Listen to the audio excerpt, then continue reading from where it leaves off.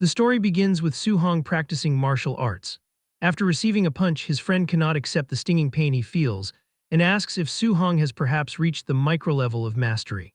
Su Hong replies that he attained this level just 2 days ago. In this world, the degree of mastery for any martial art is divided into 5 levels: basic, proficient, micro-level, mastered, and perfect. His friend comments that this is incredible, as no one in the class can compare to him when it comes to the Vajra fist. Su Hong asks his friend if he has rested enough since they need to continue training, but his friend calls him a cultivation maniac who does not know how to stay still. His friend says goodbye to everyone and leaves. At the same time, teacher Lee finds Su Hong. The teacher asks why he has not yet paid the 30,000 registration fee for the martial arts department, as registration closes next Monday. He asks teacher Lee if he can have a few more days, but the man replies that although he knows the family is struggling, he cannot change the rules. Su Hong continues his training while thinking about the 30,000 registration fee. He reflects on his past, recalling how his parents died in a ferocious beast disaster when he was only 3 years old. Since that tragedy, he has lived with his uncle and aunt. After they learned he had a talent for martial arts, they dedicated themselves fully to supporting his training. In this era where ferocious beasts run rampant, being a martial artist is an absolutely high-income profession. He is training to give them a better life, but his pursuit is currently making their lives even harder. Eventually, he returns home. Before entering, he overhears his aunt and uncle discussing the rent, as they want to delay the rent payment so they can prioritize paying Su Hong's registration fee.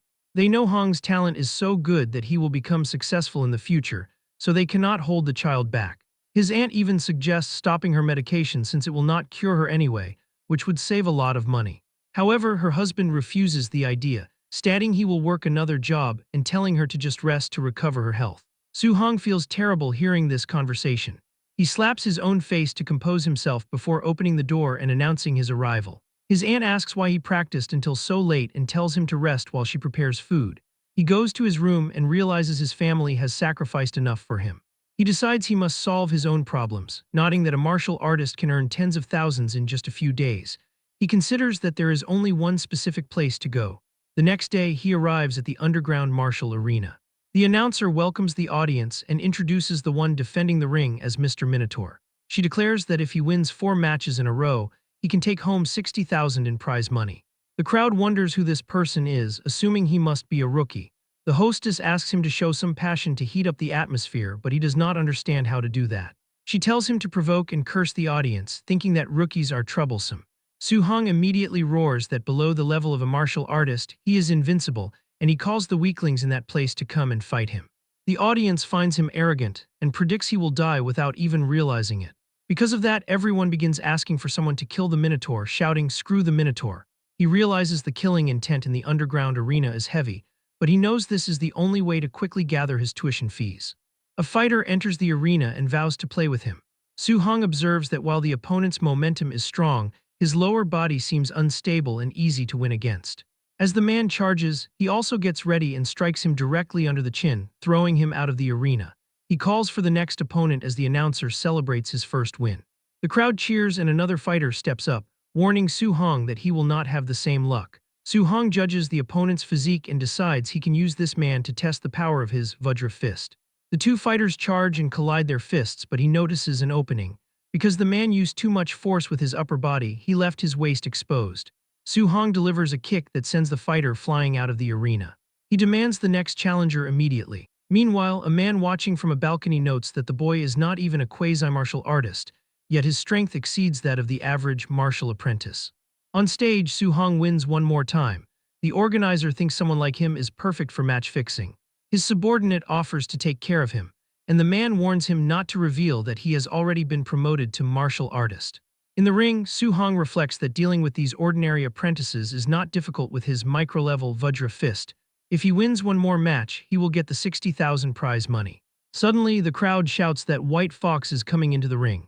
People wonder if he is not a quasi-martial artist and if his participation constitutes cheating. Su Hong becomes concerned because this match looks difficult, though he knows he cannot lose. White Fox smiles and tells him not to be afraid because he knows how to pull his punches. The final match begins and both fighters launch forward. Su Hong realizes his cultivation realm is lower, so he decides he must go all out with his very first move. They collide their fists and he immediately realizes his opponent is not a quasi-martial artist. He becomes worried because the man is a true martial artist who deliberately suppressed his vitality. White Fox inhales and unleashes his Thunder Rush Fist. The terrifying power manages to seriously injure Su Hong, causing him to groan in pain. The audience recognizes the 3-echo Thunder Rush Fist and concludes that the Minotaur is done for. White Fox continues to attack frantically, while Su Hong focuses entirely on defending. He knows that if this continues, he will lose, so he desperately searches for a chance to counterattack. However, a blow breaks through his guard and strikes his face, throwing him to the other side of the arena. He feels his consciousness fading as White Fox places a foot on his head, telling him that he will not earn a single cent from this match, but mentions that his teacher is inviting him to join them. White Fox promises a great future if he agrees to fix matches, warning him to think carefully because he cannot afford the price of refusal. Su Hong asks if they really call themselves martial artists while doing things like this. White Fox takes this as a refusal and decides he has no choice but to cripple him so he can never become a martial artist. But before the kick lands, Su Hong feels an incredible pressure and manages to dodge the attack. He stands up as a red aura surrounds him, declaring that he will become a martial artist and cannot fall here. White Fox is shocked that he can still stand after taking a Thunder Rush Fist. Su Hong cannot let the sacrifices of his uncle and aunt go to waste. He refuses to accept a future where he gives up his faith. A system interface appears, asking what he is willing to sacrifice for his family and his faith. He replies that he will give everything, and an incredible power begins to surge from his body. Suddenly, Su Hong feels as if he has been transported to another realm. He opens his eyes and wonders what kind of place this is, as a massive, radiant figure stands before him. This giant being declares that he will grant him a chance. A golden aura flows toward him, materializing into a system interface that displays his name and various attributes. He wonders if this screen behaves like a touchscreen, so he decides to click on the Missions tab. The mission is titled Way of the Arena, described as a path to becoming a powerhouse. The objective requires him to polish his martial arts by raising his Vajra Fist to the Mastered level and increasing his Floating Light Palm and Void Step to the Micro level. Su Hong notes that this is a beginner's guide mission. Suddenly, a punch flies toward him and he dodges in surprise. He realizes he is facing a clone of himself that is using the Vajra Fist with a refinement that matches textbook standards. Not wanting to miss a chance to learn, he moves to counterattack. However, the clone intercepts his arm and demonstrates the correct form for the technique. Su Hong takes the impact of a blow and stumbles back. He checks his system and notices that his progress with the Vajra Fist has reached 10%. Since it was only 7% before, he cannot believe it is improving this fast. He realizes this is an ideal opportunity to quickly upgrade his martial skills, so he charges back into battle. The two begin exchanging blows frantically, and Su Hong's techniques level up as the fight continues. Eventually, he reaches 100% proficiency, bringing Floating Light Palm and Void Step to the micro level, while his Vajra Fist reaches Mastered status. As he defeats his clone, it disappears. A system notification congratulates him for completing the mission and issues the rewards, asking if he agrees to return to reality. He agrees, and back in the arena, his body overflows with an incredible aura. White Fox moves to attack, annoyed that his target is acting mysterious. He uses his Thunder Rush Fist, but Su Hong finds his movements far too slow. He throws a punch that shatters White Fox's mask and knocks him unconscious. The audience watches in total disbelief. Su Hong stands over the defeated White Fox. He turns around and simply states that he wants to receive his prize money since he won the fourth match. The announcer confirms the victory and congratulates the Minotaur for successfully defending the ring and winning the 60,000 grand prize. Up in a private box, a man is confused as to how a martial apprentice could cultivate the Vajra Fist to the Mastered level when most martial artists cannot. He orders his guards to follow our boy and uncover his true identity. Su Hong leaves the arena and quickly realizes he is being followed. He mocks their attempt to track him and uses his speed to vanish. The two guards are baffled by his disappearance, though they are determined to find him. Su Hong now knows that someone is trying to track him, so he waits for some time and makes his way home an hour later. His uncle and aunt are frightened by the large stack of money, asking if he robbed a bank. He tells them he is working as a sparring partner at a dojo where the master decided to sponsor his studies. He asks his uncle and aunt to trust him, and they are amazed, believing their nephew would never lie and has a promising future.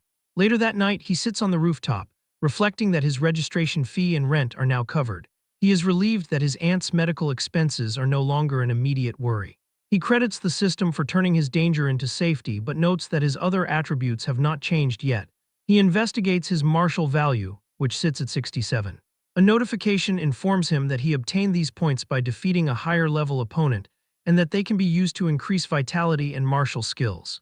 He tries to use it and begins placing points into his vitality until it reaches 90. Suddenly, he feels his body overflowing with an incredible aura and realizes he has reached the level of a quasi-martial artist with 90 vitality. He decides to dump all remaining points into his vitality stat. Afterward, he notes that his physical strength has improved significantly and his wounds have fully healed. Feeling endless strength, he decides to find a place to test his current power. He heads to the Star City #1 High School outdoor drill ground to use a Tier 1 combat power tester. He prepares to use 70% of his strength for the first punch. He concentrates his energy and strikes the machine, but he breaks into a cold sweat when the device shatters from the impact. Su-hong worries that he might have to pay for the damage and flees like a madman when someone nearby shouts about the noise. An old man in pajamas arrives at the scene and is horrified to find the smashed tester. He fumes with rage, assuming the culprits are Chen Shan and Li Tu, since only those two little brats are capable of doing this in the school. He screams, promising to educate them properly once school begins. The next day, a large group of students gathers in the gymnasium of Star City #1 High School. At the back, Su-hong asks his friend why Chen Shan appears to have been beaten up. His friend whispers that the principal discovered Chen Shan broke the outdoor training grounds tester. Since Chen Shan refused to admit to the deed, the principal punished him, though Su-hong realizes the other student took the blame for his actions. The principal calls for silence and introduces his old comrade-in-arms, Chen Tian, who is a Tier 3 martial artist. He announces that the guest will teach everyone the Thunder Rush Fist, which is a C-rank technique. The students celebrate, as this is their first time seeing a Tier 3 martial artist, and such techniques usually cost hundreds of thousands in tuition at private dojos. Su-hong remembers how this is the same move White Fox used during their battle, noting its incredible power. He realizes he must seize this rare opportunity to learn the skill for free, since if one wanted to learn this kind of C-rank martial art outside, the registration fee alone would be at least several hundred thousand. Chen Tian warns the class that he will demonstrate the technique from start to finish 10 times, and how much they learn depends entirely on their own efforts. He takes his stance and throws a punch to demonstrate, explaining that at the basic level, a punch will emit a sound of thunder. At the proficient level, a punch emits 3 sounds of thunder while the micro-level produces 5 sounds. He concludes by showing his current realm, the mastered level, which produces 7 sounds. He explains that reaching the perfect realm allows for 9 sounds, but tells the students not to be overly ambitious, since reaching basic today would be a success. The students begin their practice, and several hours later, they are completely exhausted with almost no progress. Su-hong's friend groans that he cannot learn it at all because C-rank martial arts are too difficult. He asks Su-hong if he managed to learn it, but notices his friend has suddenly vanished from the gym. Meanwhile, Chen Shan successfully reaches the basic level, causing his peers to wonder how his brain is built to belong to such a genius. The principal points out Chen Shan to Chen Tian, calling him the school's #1 genius and asking if the warrior is interested in guiding him. Chen Tian finds the suggestion amusing, noting that in other cities, this level of talent is only considered average. Later, the two men walk outside, and Chen Tian complains that he wasted his time because the batch of students is too weak.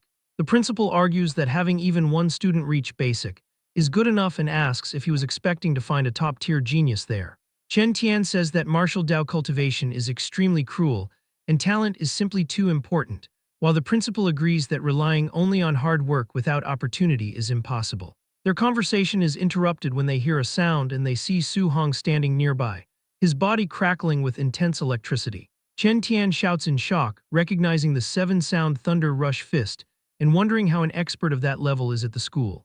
While the principal insists it is impossible as he has never heard of such a specialist, but points out the boy is wearing a student's uniform. Chen Tian is baffled that a student reached the mastered level after only half a day of instruction. Our boy throws a punch, and the principal panics as he hears 9 distinct sounds of thunder.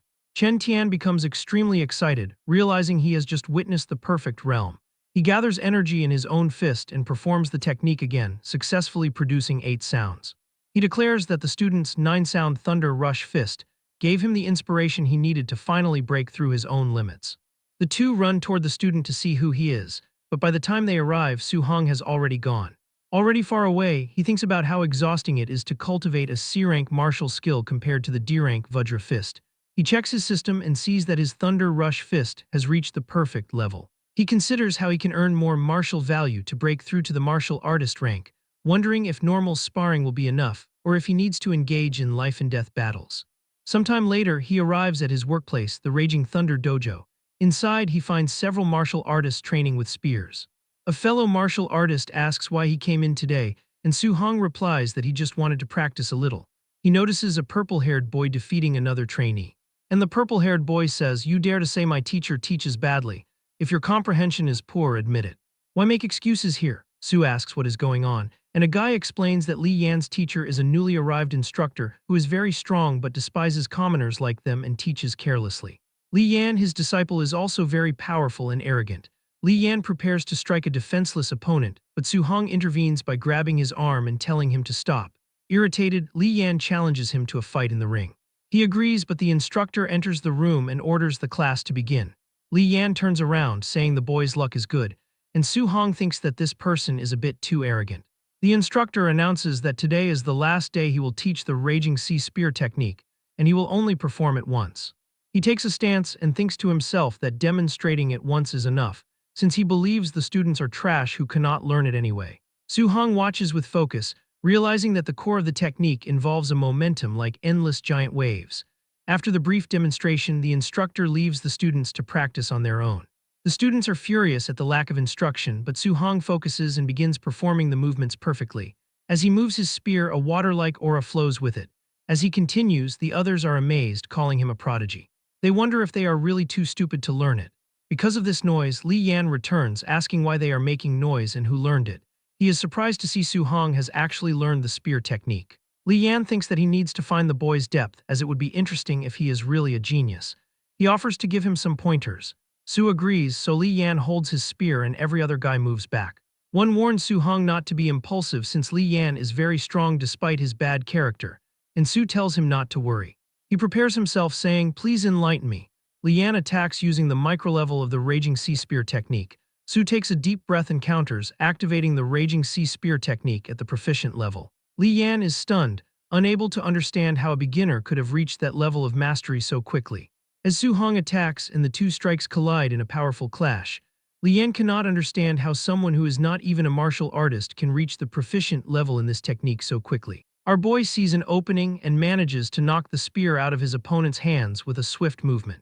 A system notification appears, informing him that he gained 35 martial value points for defeating a higher-level opponent, as he finally understands that ordinary sparring also yields points and considers finding more people to spar with in the future. Li Yan falls to his knees, thinking it is absolutely impossible for someone to cultivate the Raging Sea Spear technique to the proficient realm so rapidly.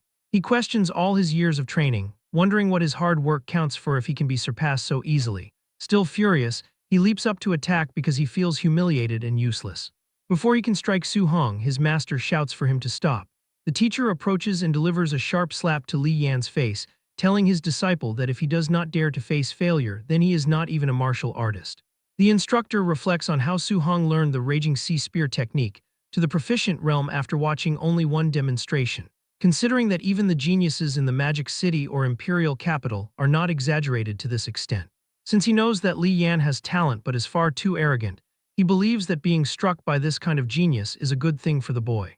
The teacher bows slightly toward Su-hong and asks for forgiveness, blaming his own lack of strict discipline. Su-hong thinks to himself that the man changes his face very quickly. He leaves the dojo shortly after, feeling very exhausted, but he is satisfied with the harvest of martial value and the new skills he learned. He remembers that the school exam is only a few days away, and that wealthy students have already prepared high-end alloy weapons, so he decides he also needs to prepare a weapon for the exam as quickly as possible. Since the long spear felt comfortable during use, he decides he might as well use a spear from now on and looks for an alloy long spear. However, he worries because the little money he has is not even enough to treat his aunt's illness, let alone buy an alloy weapon priced at 69,800 coins.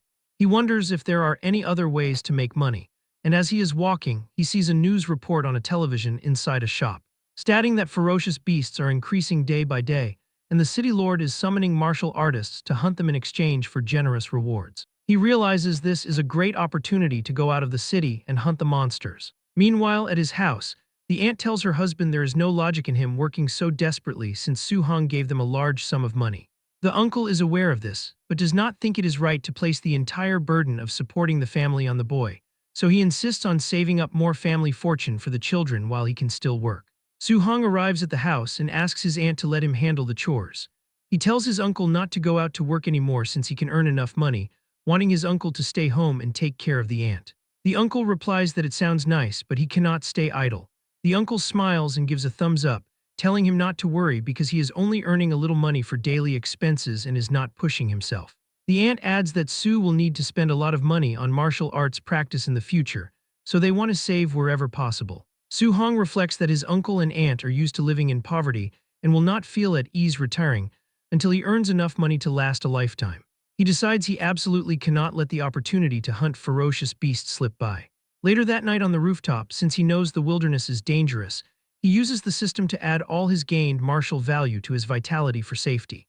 His vitality reaches 95.2, making him only one step away from becoming a martial artist. 2 days later at the school gym, he is exhausted after pushing himself very hard. He has finally managed to bring all his martial skills, including the Thunder Rush Fist, Raging Sea Spear Technique, Vajra Fist, Floating Light Palm, and Void Step to the perfect realm. He feels ready to leave the city and arrives at the martial artist base in Star City, thinking how far away this place is. While walking, he notes that although he has seen it many times on TV, this is his first time coming to the martial artist base. Martial artists, who are normally rare to see, are actually filling the streets. He reads the reward list, noting that non-ranked beasts give 300 blue star coins, Tier 1 initial stage beasts give 1,000, Tier 1 middle stage beasts give 3,000, while Tier 1 high stage beasts give 5,000, and so on. After that, he learns that he must cut off the left ear of a ferocious beast as proof, otherwise the payment will not be settled, and he thinks that this method is quite primitive. He sees a man at the counter with a bag and assumes it must be full of ears. Suddenly, a group arrives and orders everyone to move, announcing that young Master Yi has arrived. Soo-hong becomes intrigued because the man's attire and aura look a bit like White Fox from the underground arena. He overhears people whispering that young Master Yi was beaten up by someone a few days ago and had been hiding ever since. He looks toward the group, and young Master Yi gazes back at him with a smirk. Soo-hong realizes that the danger comes not only from ferocious beasts but also from humans, so he must be careful. He reaches the gate and the guard asks if he is really going into the wilderness alone. Soo gives a brief affirmation and the guard lets him inside. As he walks in, the guard looks at him and sighs, thinking he is just another ignorant and fearless brat. Soo-hong crosses the gate and enters the forest, determined to return fully loaded. 2 hours later, he becomes worried because he has not seen a single beast yet, wondering if they have all been killed off and deciding to look deeper into the forest. As he begins to run, he sees something and stops. A giant wolf appears before him. He recognizes it as a Tier 1 initial stage ferocious beast from his textbooks called a Nether Moon Wolf. The wolf lets out a loud roar and charges toward him.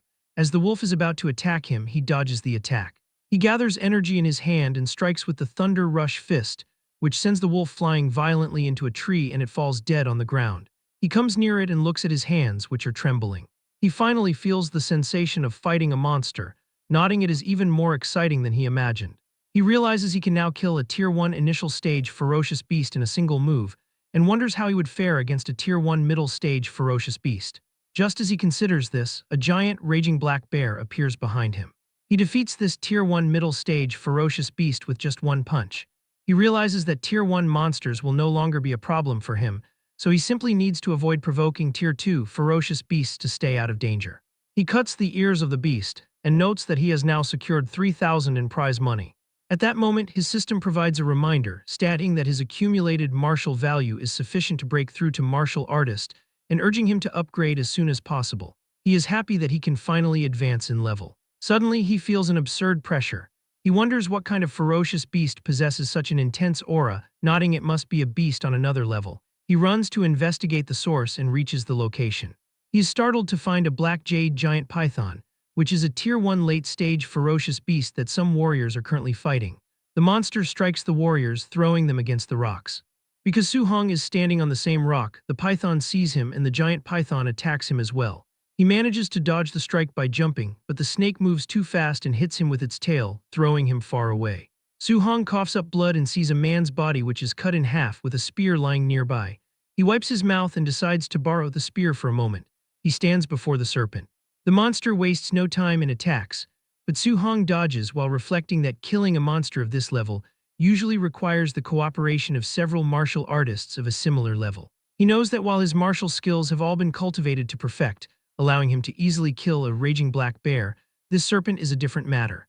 He jumps onto a tree and uses Void Step at the perfect level to gain height. Only then does he use the Raging Sea Spear technique at the perfect level. He throws the spear and it pierces the monster's body. He runs to retrieve the spear. Once he has it, he gathers energy again and throws his spear one more time, and it pierces the monster's body once more. After that, he runs to get the spear one more time while dodging an attack from the monster. He continues this pattern because he is aware that the difference in their body sizes is too great. He notes it is hard to deal a fatal blow in one hit, so he must weaken it as much as possible first. Just as he thinks that, he is almost struck by another attack but counters with the Thunder Rush Fist. He immediately retreats to widen the distance from the giant python. He must find an opening, launch an attack, and then quickly disengage. He admits that fighting like this is a bit tiring, though the advantage is safety. He notes that the snake also seems to be reaching its limit, and decides he just needs to maneuver around it a few more times to take it down. He tells the beast to keep it coming. Suddenly, he senses something approaching. He turns around and sees that a warrior is trying to attack him. In surprise, Su-hong blocks the incoming attack but is thrown far away. He gets up while coughing and asks who these people are. It is young Master Yi, who laughs and comments that they meet again. He asks Su how about giving this black jade giant python to him as a gift. As the group comes near Su-hong, young Master Yi comments that when he saw Su leaving the city by himself, he was certain he would perish rapidly. He adds that he did not anticipate such high luck, noting that not only did he survive, but he also discovered the black jade giant python while it was seriously wounded. Su-hong realizes what is occurring since the group seems to have just arrived to make such a statement. He becomes concerned because they possess the advantage of numbers, and he feels he cannot confront them directly. As he considers this, the masked man launches another attack. Su-hong becomes annoyed by this action and asks if they truly think he is unable to beat them simply because he was hit by a sneak attack.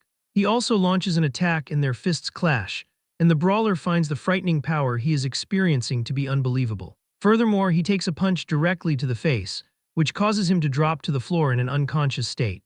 Yifeng remembers the Vajra fist and deduces that the boy was the Minotaur. Su-hong also figures out that the man is the white fox he previously battled in the arena. Yifeng declares that he has never endured such embarrassment before an audience and commands his subordinates to kill him. Su-hong picks up his spear and begins to run, leading the group as they pursue him into the depths of the woods. The swordsman cautions that they have the superior count and should not be afraid of just one person. Suddenly, Su-hong emerges behind him and strikes him with the Thunder Rush Fist, causing the man to pass out from the force of the blow. Yifeng grows anxious because he does not comprehend how someone can move with such speed. The group goes from chasing mode to defensive mode pretty fast, feeling terrified as they hear the sound of the Nine-Echo Thunder Rush Fist. They note that not even a Tier 3 martial artist could execute it to such a perfect realm. Yifeng starts to break into a cold sweat since he has no clue how a teenager possesses both the perfect Vajra Fist and the perfect Thunder Rush Fist. Su-hong observes them from a distance, thinking that if he had not just finished battling the giant python, he could have destroyed them all immediately. He hurls his spear since he needs to create a chance to take them out individually. The weapon impales the ground near the group and they all look at it in shock. And using this diversion, he gets close to one of the men and lands a knee strike on the guy's face, and he falls to the ground unconscious.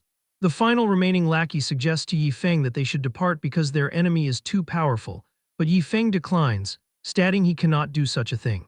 Su-hong begins to move fast between the trees, but suddenly he appears between both of them and attacks, knocking out the last lackey and vanishing instantly. Yifeng simply cannot grasp how a kid grew so strong in only a few days. Su suddenly appears behind him, but as he turns, Su is gone once again. This time Su tries to attack with the spear, but Yifeng notices him this time and turning around, charges towards Su-hong and uses his void-breaking finger attack. But Su easily dodges that attack and it hits the tree. The blow is so forceful that it shatters a tree, and he continues to fire in every direction, hoping that one of the strikes might land by chance. Su-hong notes this since the power is great and considers that it might be a rank B technique. Yifeng yells out that he has already memorized the kid's face. He warns that if he is harmed, he will definitely slaughter his entire family once he returns. Su-hong becomes enraged upon hearing these words and increases his speed even further.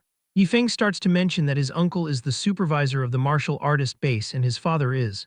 But before he can complete the sentence, Su-hong appears and delivers a punch straight onto Yifeng's face, which sends him through the air like a cannonball. He hits the ground where the snake was previously, and as he tries to get up, Su-hong approaches and says he should not have used his family to threaten him. Yifeng is severely wounded and wonders how someone can be so strong when he is clearly not a martial artist. He screams asking, "Who exactly are you? and while he is speaking, the black jade giant python emerges behind him and finishes him off with its tail. It then hisses loudly, and Su-hong realizes he engaged in combat for too long, allowing the monster to recover its stamina. The group of lackeys finally regains consciousness, realizing that the teen they fought is bizarrely strong. They wonder where their young master has gone and if he managed to finish off the brat. Suddenly, they notice Su-hong running toward them. They prepare for a fight, but he screams at them to move. Behind him, the black jade giant python is charging in their direction. Two warriors fail to move in time, and the serpent devours them instantly. A system notification appears, informing him that because he indirectly killed two martial artists, he has gained 60 martial value points. The same fate befalls the swordsman as the monster kills him, granting Su-hong another 30 points for the indirect death. He is surprised, reflecting that he had no idea it was possible to earn points in such a manner. The snake prepares to strike him next, but he leaps into the air using his void step. He has accumulated enough points to become a martial artist and knows that if he could find a safe place to break through, it would be perfect. Just then, he spots a cave right ahead. He runs into the entrance, and the monster crashes into the rocks, unable to follow because the opening is far too small. Once inside, he sees that the snake is persistently trying to force its way in. He quickly opens his system and begins spending his martial value points as fast as he can. As his vitality increases, his entire body feels incredibly hot, as if lava is flowing through his veins. His vitality reaches 100, and a notification announces his breakthrough to Tier 1 martial artist. Su-hong feels an intense power overflowing from his body now that he has become a real martial artist. He looks toward the snake, declaring that it is now his turn to attack. He moves to attack and lands a hit on the stuck monster, sending it flying, but he is not done yet. Su-hong jumps and tries to use his Vajra fist, but the monster was smart and used its tail to attack from behind. Su blocks it, but the power of that attack is strong and still manages to injure him a little. Su-hong firmly grips his spear and hurls it against the monster's body. He then prepares his Thunder Rush fist and punches the serpent's head, smashing it violently against the ground. As the dust dissipates, he stands over the corpse, noting that he gained 92 martial value points for the kill. He reflects that hunting ferocious beasts requires cutting off the left ear for payment, but he wonders what to do since snakes do not have ears. Seeing no better option, he decides to leave. On his way back, he finds the lifeless body of Yifeng. He thinks that the way the young man ended up was actually easy compared to the threat he made against his family. He decides to search the body to see if he can find something useful and discovers a manual for the B-rank martial skill, Void Breaking Finger. At night, he returns to the cave and blocks the entrance with stones. He concentrates on the manual, having already memorized the entire introductory method. He enters his mental space through the system to master it quickly. A clone emerges and immediately attacks using the technique. Su-hong dodges and begins practicing the ability to improve his progress, which quickly reaches 93%. However, as he practices, the clone's attack goes straight through his head and he leaves the system space. He realizes that even in the basic realm, the technique brings enormous pressure. He decides he needs to find a monster to test its power. 3 days later, while hunting ferocious beasts, he uses the void-breaking finger and kills a beast easily. He finally reaches the perfect realm and thinks that this power is truly worthy of a B-rank martial skill. After that, Su-hong returns to the martial artist base. The people around are in shock, unable to believe the size of his harvest, which totals 406,000 blue star coins. He worries that he may have killed too many beasts and drawn too much conspicuous attention to himself. Suddenly, an explosion rocks the base. Su-hong and the others wonder if the base is under attack, as it seems impossible for such a place to be targeted. The person in charge of the base, Yi-chi, arrives. He is Yifeng's uncle and is radiating an aura. He orders his men to blockade the base and not let a single person escape. The staff asks the supervisor what has happened. Yi-chi shouts that his nephew Yifeng and the 4 martial artists with him are all dead. The crowd is stunned that a group of 5 was wiped out. Some warriors celebrate silently, knowing that Yifeng was a scourge who robbed others because of his family connections. Yi-chi announces that a B-rank martial skill on Yifeng's body is missing, and demands that everyone be body searched to eliminate suspects. Su-hong realizes that the corpses were killed by the giant python, so the death should not be traced back to him. However, he notices a woman come near Yi-chi and tell him something, and Yi-chi looks at Su after hearing that. Su-hong thinks that they are targeting him. Yi-chi walks toward him and comments that he heard the little brother killed ferocious beasts worth 400,000 alone, stating that his skills are amazing. The woman from before, standing behind the supervisor, says that she sees Su-hong as at most a Tier 1 initial stage martial artist, and wonders how he could kill so many monsters. She declares that he must have picked up Yifeng's backpack and orders the guards to search him immediately. The guards walk toward him, telling the kid not to resist or they won't be polite. As they move in, Su points the tip of a spear at their faces. The men are stunned, realizing they could not see the boy's spear speed clearly at all. Su-hong asks what they are doing and announces that he is a student of Star City No. 1 High School, questioning if they are really going to search him. Yi-chi reflects that the principal of No. 1 High has always been protective of his students and is not someone to mess with, but the kid is highly suspicious. He considers that if the boy really could hunt and kill so many ferocious beasts on his own, he is definitely a genius. If they make a mistake and offend him, the loss would outweigh the gain. He tells Su-hong that his nephew was attacked and their family martial arts technique was stolen, stating that he must find the culprit and hopes the boy will cooperate. Su-hong replies that he hopes Yi-chi does not falsely accuse a good person. The supervisor offers 10,000 coins as compensation for the search. Su-hong demands 30,000 instead. He thinks that Yi Feng was killed by the giant python, and as long as they don't find the martial arts technique, they can't trace the death back to him. Yi-chi agrees to the deal. As Yi-chi's people search Su-hong, he tells them to search carefully, wanting to be sure they are not falsely accusing him, but they find nothing. Yi-chi orders his men to give the boy 30,000 and let him go. Su-hong walks away, thinking it is a good thing he cleaned up the void-breaking finger manual, otherwise today would have been trouble. Yi-chi orders his men to continue searching until everyone is cleared, stating no one is allowed to leave. Su decides to first go take a shower and change his clothes before going to the Martial Artist Association for his assessment and registration, as he needs to get the guidance technique as soon as possible. Later, he sits in a hotel room, nodding he has 534 martial value. He reflects that for the past few days he was focused on cultivating the void-breaking finger and hunting ferocious beasts, so he didn't even get around to using the points. His status window shows his vitality at 103, spirit at 23, and physique mortal body at 6%. He notes that a Tier 1 initial stage martial artist requires 100 vitality points, while a Tier 1 middle stage requires 200. He realizes that if he uses all the martial value to increase vitality, he can increase it by 53.4, leaving him only 40 points away from the middle stage. However, he sees that spirit and mortal body have not been upgraded yet and wonders what effects they have. Since he has lots of martial value now, he decides to see the effect of it. He begins by adding points to spirit, but after increasing it, he doesn't seem to feel any change.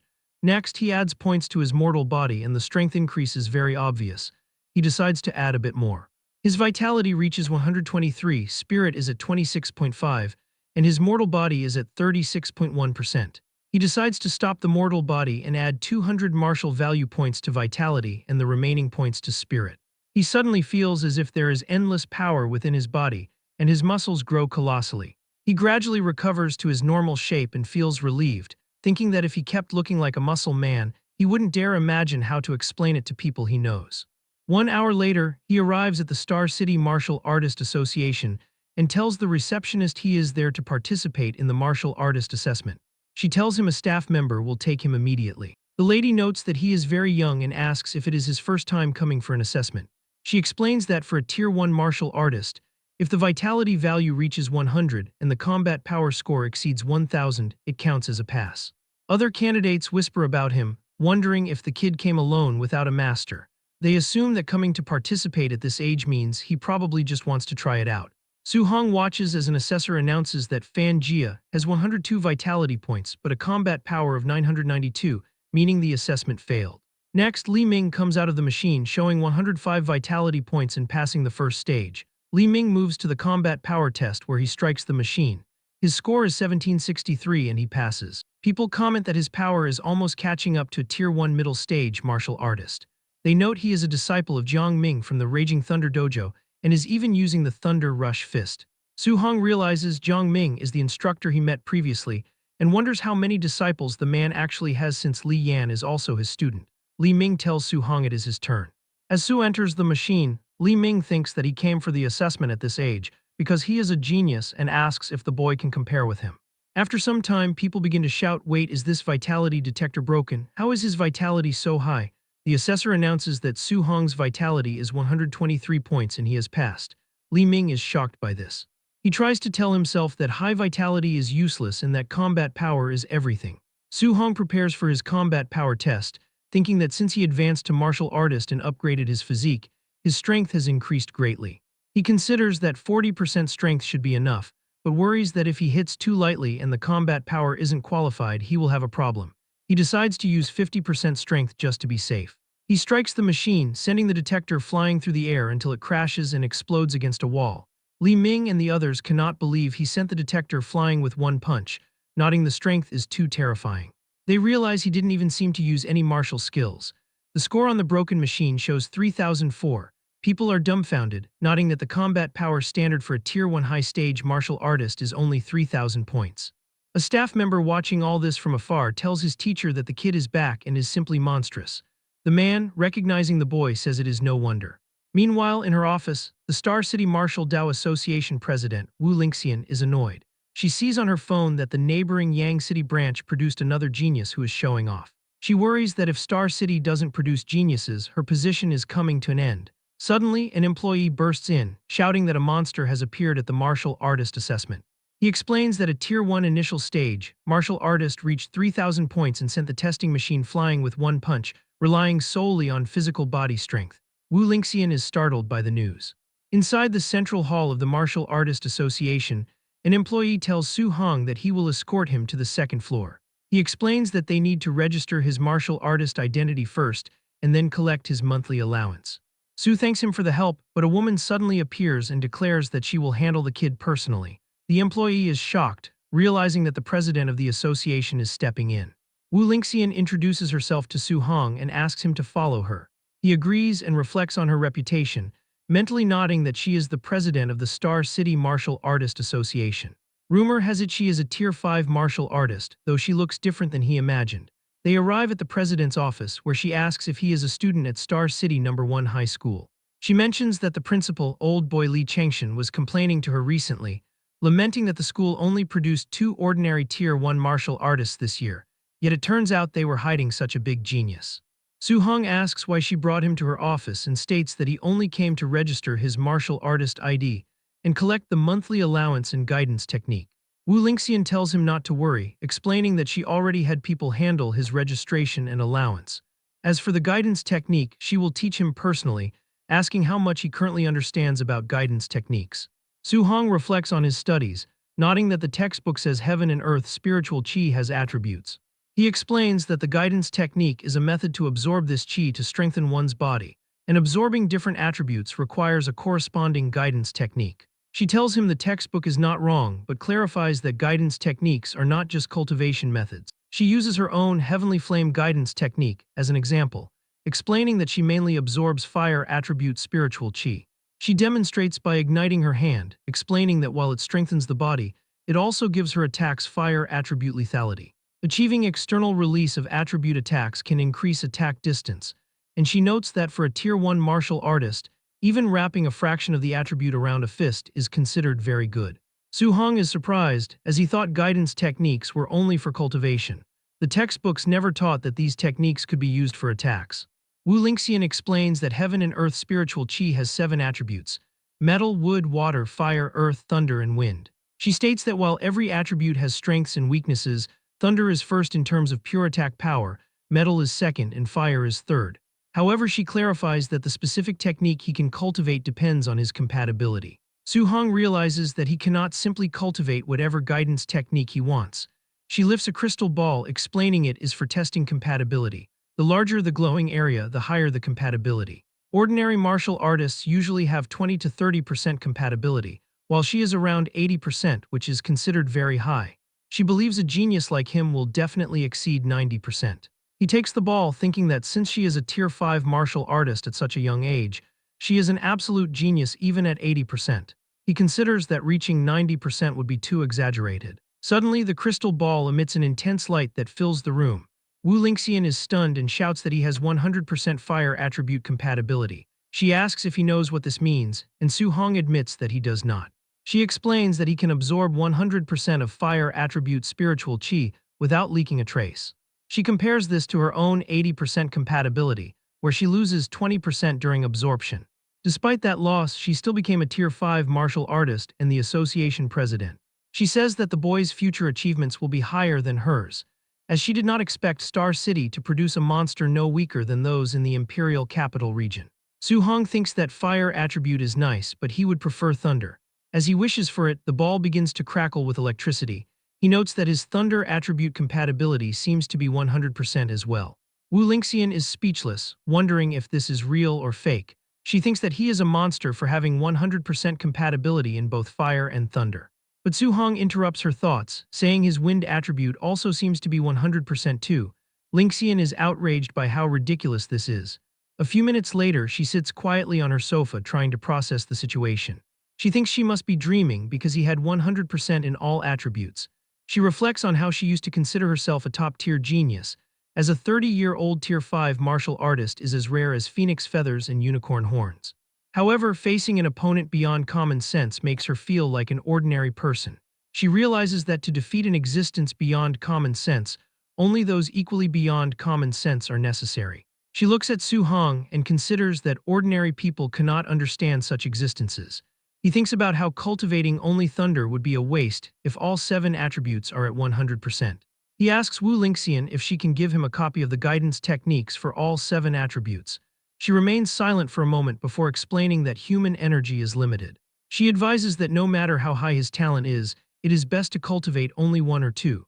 She mentions that in the past, someone tried to cultivate 7 techniques at once and was still only a Tier 1 martial artist after decades. Su Hong tells her he cannot make a decision right now and wants to try cultivating them all first to decide which specific one to follow later. She agrees, but warns him not to mess around and waste his talent in vain. Wu Lingxian then mentions that the school's monthly exam is coming soon. Su Hong asks why she is concerned about that. She explains that friction in the All Heavens battlefield is intensifying, and a war of 10,000 races could erupt at any moment. She tells him nations are investing resources into a genius training camp, and she wants to recommend him for it. She promises that if he takes first place in the school monthly exam, she can give him a recommendation spot. Su reflects on the War of 10,000 Races, recalling that he lost all his relatives except his uncle and aunt during that war over a decade ago. He promises to work hard. He will never let that tragedy happen again and vows to become strong to protect everyone around him. Later, Su Hong returns home and announces to his uncle and aunt that he has officially become a martial artist. They see his card and are emotional and proud of his success. He explains that a Tier 1 martial artist gets a 10,000 allowance per month, so his uncle does not have to work so desperately anymore. His uncle is overjoyed and declares that little Hong is now the pillar of the family, promising to listen to whatever he says. Su looks at them and thinks that they do not have to worry, as he will hold up the family from now on. Late that night, he cultivates as aura swirls around him. After some time, he opens his eyes and tests a punch that crackles with fire, but the flame quickly smokes out. He wonders if this is only the basic level since it seems to have no power at all. He checks his system and sees a new guidance technique column. It shows Heavenly Flame Guidance Technique at LV1 with 5% progress. He notes that Wu Lingxian did not mention that guidance techniques had levels, thinking she definitely would have told him if they did. Could it be that only he can level up this guidance technique? Su Hong attempts to figure out how to increase the level of his guidance techniques and wonders if he can use his martial value for this purpose. However, the system issues a warning about having insufficient martial value, leading him to realize he must find another way to earn points later. He decides it is better to prioritize cultivating the rest of the guidance techniques first. Several hours later, he has successfully unlocked the first level of the Thunder Guidance Technique, Water Marsh Guidance Technique, Thick Earth Guidance Technique, and Spirit Wind Guidance Technique. He notices that all 7 different attributes of spiritual qi are repelling each other within his body. He reflects on President Wu's words about the genius who tried this before and remained a Tier 1 martial artist for decades. Su Hong understands that although all 7 types of spiritual qi exist in his body, he can only use one attribute at a time. If he forcibly uses a second attribute, the two will clash violently and eventually dissipate. However, he considers that since the natures of thunder and fire are relatively close, they might be able to fuse together. Despite the power becoming unstable, he continues his attempts throughout the night.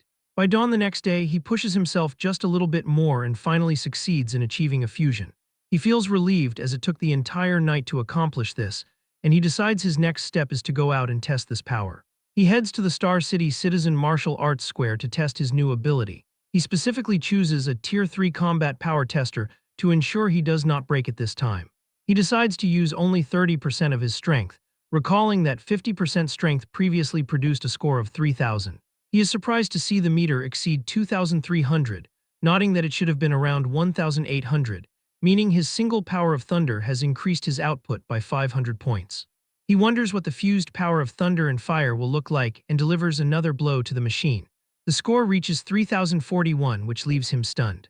He is very happy that by relying purely on his physical body and the fused Thunderfire energy, 30% of his strength already surpasses a Tier 1 high-stage martial artist. Considering his vitality is only 123 points, he finds this power to be terrifying. He begins to imagine what the power would look like if he could fuse all 7 attributes. Driven by this thought, he decides to return home to attempt a 3-attribute fusion. After several attempts, Su-hong falls to the floor in exhaustion. He notes that the difficulty of fusing 3 attributes is significantly higher, as he arranged and combined the 7 attributes many times without making any progress. He wonders if raising the level of the guidance techniques themselves can help him fuse them successfully. Since the monthly exam is tomorrow, he should focus on earning as much martial value as possible. The next day at Star City No. 1 High School, the students gather as the principal announces that this monthly exam is different from before. He explains that because the situation at the front lines is tense, a training camp will be held every year to select geniuses for concentrated training. He tells them that the camp has abundant resources, including Tier 7 Grandmaster instructors and plenty of martial arts and pills. He declares that the top 3 students in this monthly exam will be able to participate in the training camp organized by Star City. The students are thrilled at the mention of the Genius Training Camp, especially since a Grandmaster instructor is at Tier 7, while their own principal is only at Tier 3. Su-hong finds it amusing because Wu Lingxian promised him a spot for finishing first, yet it seems the top 3 will receive spots regardless. His friend approaches him and worries that they have no chance because Chen Shan and Li Tu have both become Tier 1 martial artists, and many others have reached the basic level in the Thunder Rush Fist. Su-hong mentions that he hasn't been to school for just 10 days and is surprised these students broke through so quickly. The boy explains that the principal brought in Chen Tian to give private lessons to talented students, helping their vitality break 100 a few days ago. He adds that Chen Shan and Li Tu can already produce 3 echoes with their Thunder Rush Fist. The 2 rival geniuses joke together about showing everyone who the true No. 1 genius is. Chen Tian asks the principal if he has found the genius with the 9-echo Thunder Rush Fist yet. The principal replies that he has searched everywhere and doubts the person is a student of their school. Suddenly, Jiang Ming arrives with 2 disciples and asks old Li why he looks so troubled. He comments that the quality of students this year is not great and suggests that after the exam ends, the first-place student should come over for a spar with his disciples. The principal is irritated, realizing Jiang Ming is here to embarrass him, but he knows that refusing would be admitting there isn't a single presentable talent in the school. Jiang Ming mockingly says he can understand if the principal wants to refuse due to the poor quality of his students. Chen Tian interrupts and asks if the man is looking for trouble on purpose. At that moment, Li Yan points toward the crowd and alerts his teacher to the presence of Su-hong. Jiang Ming is shocked to see the little monster is actually from No. 1 High School. He breaks into a sweat, realizing that if Li Yan and Li Ming meet Su-hong, they definitely cannot win. Fearing he will be the one losing face, Jiang Ming suddenly claims he was joking and says his 2 trash disciples could never compare to the principal's students. The 2 disciples quickly agree and announce their concession. But the principal and Chen Tian are left furious, feeling they are being mocked with sarcasm. Later in the arena, the match between No. 665 Chen Peng and No. 666 Su-hong is announced. Teacher Li advises him not to force it since getting injured isn't worth it. Chen Peng tells Su-hong to go down himself or prepare to be beaten down. However, Su-hong moves with incredible speed and slams Chen Peng's head into the ground, instantly winning the match. Teacher Li and his friend are completely dumbfounded, unable to believe he has become fierce enough to insta-defeat a quasi-martial artist in one move. Su continues winning his matches one after another, and his classmate wonders how he is so strong, asking if he could already be a Tier 1 martial artist. The instructor Chen Tian asks where Su-hong popped out from and wonders why the boy was not there when he was giving private tutoring, while the principal Li Changshan reflects that this is all a total dereliction of his duty. He wonders how he did not discover this good seedling before and realizes that by not prioritizing Su-hong's nurturing earlier, he has buried a talent. Meanwhile, Chen Tian feels as if he has seen the kid somewhere before, but he realizes he cannot recall where. The principal notes that the semifinal between Chen Shan and Li Tu should be deciding a winner soon. Their strength is similar, so it is hard to say who will win or lose, as Chen Shan and Li Tu exchange frantic blows. Li Tu notes that they both have the 3 Echoes Thunder Rush Fist, and tells Chen Shan that if he does not use his ultimate move, he should not dream of beating him. Chen blocks the attack and tells Li Tu to watch closely, declaring that he is the true No. 1 of the school. The crowd is surprised to see Chen Shan performing attribute externalization, noting that he has the fire attribute, which possesses immense power inferior only to thunder. Li Tu is not intimidated and asks who cannot perform attribute externalization. The crowd is shocked again as Li Tu reveals he can also perform externalization, manifesting the metal attribute, which has stronger combat power than the fire attribute. Li Tu announces that he also knows a further secret and unleashes the 5 Echoes Thunder Rush Fist. Chen is shocked and finds himself unable to do anything but receive the blow head-on. The principal is astonished that Li Tu hid his strength so deeply, and Tian agrees, nodding that in just 10 days, Li Tu mastered attribute externalization and reached the micro-level with the Thunder Rush Fist, thinking Li Tu's talent is quite good. The principal thinks there is no need to watch the final, believing it is impossible for Su Hong to beat Li Tu's micro-level Thunder Rush Fist in metal attribute. Chen Tian thinks it is a pity, reflecting that if Su also knew a guidance technique, he might have had a fighting chance. Jiang Ming hears this and addresses the principal and Tian, proposing a bet of 50,000 on Su Hong's victory. The principal asks if Jiang Ming is crazy since Su does not know a guidance technique and has nothing to win with, but he accepts the bet thinking Jiang Ming is delivering money to his door. The final match between number 1 Li Tu and number 666 Su Hong finally begins. Li Tu tells Su that he is very lucky for not meeting him or Chen earlier and suggests the boys sneaked into the finals. Su Hong thinks that after hunting so many ferocious beasts, these students feel too weak, nodding that finally someone worth looking at has arrived. Li Tu tells Su that since he made it to the finals, he can claim to be number 2 in the whole school. Su asks who the number 1 is, and Li Tu declares that it is naturally him. He charges forward, intending to use only one move to make Su Hong understand how big the gap between them is. He uses his 5 Echoes Thunder Rush Fist right from the start, causing the students to wonder if he is being serious and believe the fight is over since Su is bound to lose. Our boy prepares himself and charges forward, thinking he just wanted to see where the limits of his physical body lie. The audience wonders if Su is crazy for not dodging and raising his fists to meet the attack head-on, even calling for the referee to save him. However, Su Hong neutralizes the 5 Echoes Thunder Rush Fist instantly with 5 punches, and he only uses his physical strength. Li Tu is stunned, unable to believe what just happened. They continue exchanging blows. Li Tu wonders if Su Hong is a monster because every punch he receives is so heavy. The crowd is surprised that Su is evenly matched with Li Tu's 5 Echoes Thunder Rush Fist, without even employing any martial skills, thinking Su's strength is too terrifying. Chen Tian suggests that the Su boy must possess some kind of special physique, otherwise his strength wouldn't be this exaggerated, while the principal celebrates that his school finally produced a genius with a special physique. Chen Tian notes that although Su's strength is astonishing, Li Tu has already condensed an attribute, meaning Su still has no advantage to speak of. Li Tu was sent back after their clash. He gathers his power and tells Su not to be arrogant, declaring that the winner can only be him. He demands that Su accept defeat and charges at him once more. Su Hong reflects that he originally wanted to see to what extent he could fight Li Tu using only his physical body, but realizes the boy could not hold back so quickly and has completely erupted. He decides he must also show some respect, and advances while manifesting his thunder attribute. Li Tu is shocked to see that Su Hong can also use attribute externalization. The principal and Chen Tian are left speechless, realizing that he has also mastered the thunder guidance technique. Tian thinks a special physique plus the thunder attribute makes Su Hong's talent truly terrifying. As both of their attacks collide, Li Tu realizes that Su Hong's thunder attribute is even stronger than his own metal attribute. Su tells him that since the boy showed his ultimate move, he will show his ultimate move as well. He attacks with the 9 Echoes Thunder Rush Fist, sending his opponent Li flying. Li Tu is left unable to believe how this is possible, and he falls to the ground defeated. The crowd is in shock for a moment before they begin to celebrate, realizing Su Hong's Thunder Rush Fist reached the perfect realm for real. Chen Tian wonders if Su is the genius that disappeared from the school that day, nodding his Thunder Rush Fist, while the principal says the boy is not just a genius, but the dragon of Star City No. 1 High School. Tian wonders about how much of a blow the geniuses from prominent backgrounds will suffer when this monster arrives at the training camp. He reflects that once a golden carp meets the wind and cloud, it transforms into a dragon, believing that to Su Hong, Star City is nothing more than a small puddle. The principal agrees, nodding that the boy is inevitably a dragon rising from the abyss, destined to soar into the sky. He believes this monster will bloom his radiance in the imperial capital and even on the battlefield of 10,000 races. Late in the afternoon, Su Hong returns to his house and announces to his family that he is back. His uncle asks how the monthly exam went today.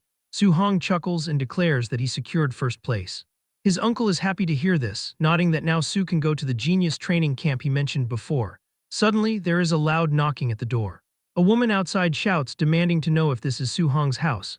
He opens the door and asks who she is. The woman identifies herself as Lin Nyan's parent from his school, and explains that while the top 3 in the monthly exam can go to the training camp, since her son ranked 4th, she wants to discuss Su Hong giving up his spot, offering him 30,000 blue star coins to let Lin Nyan go instead.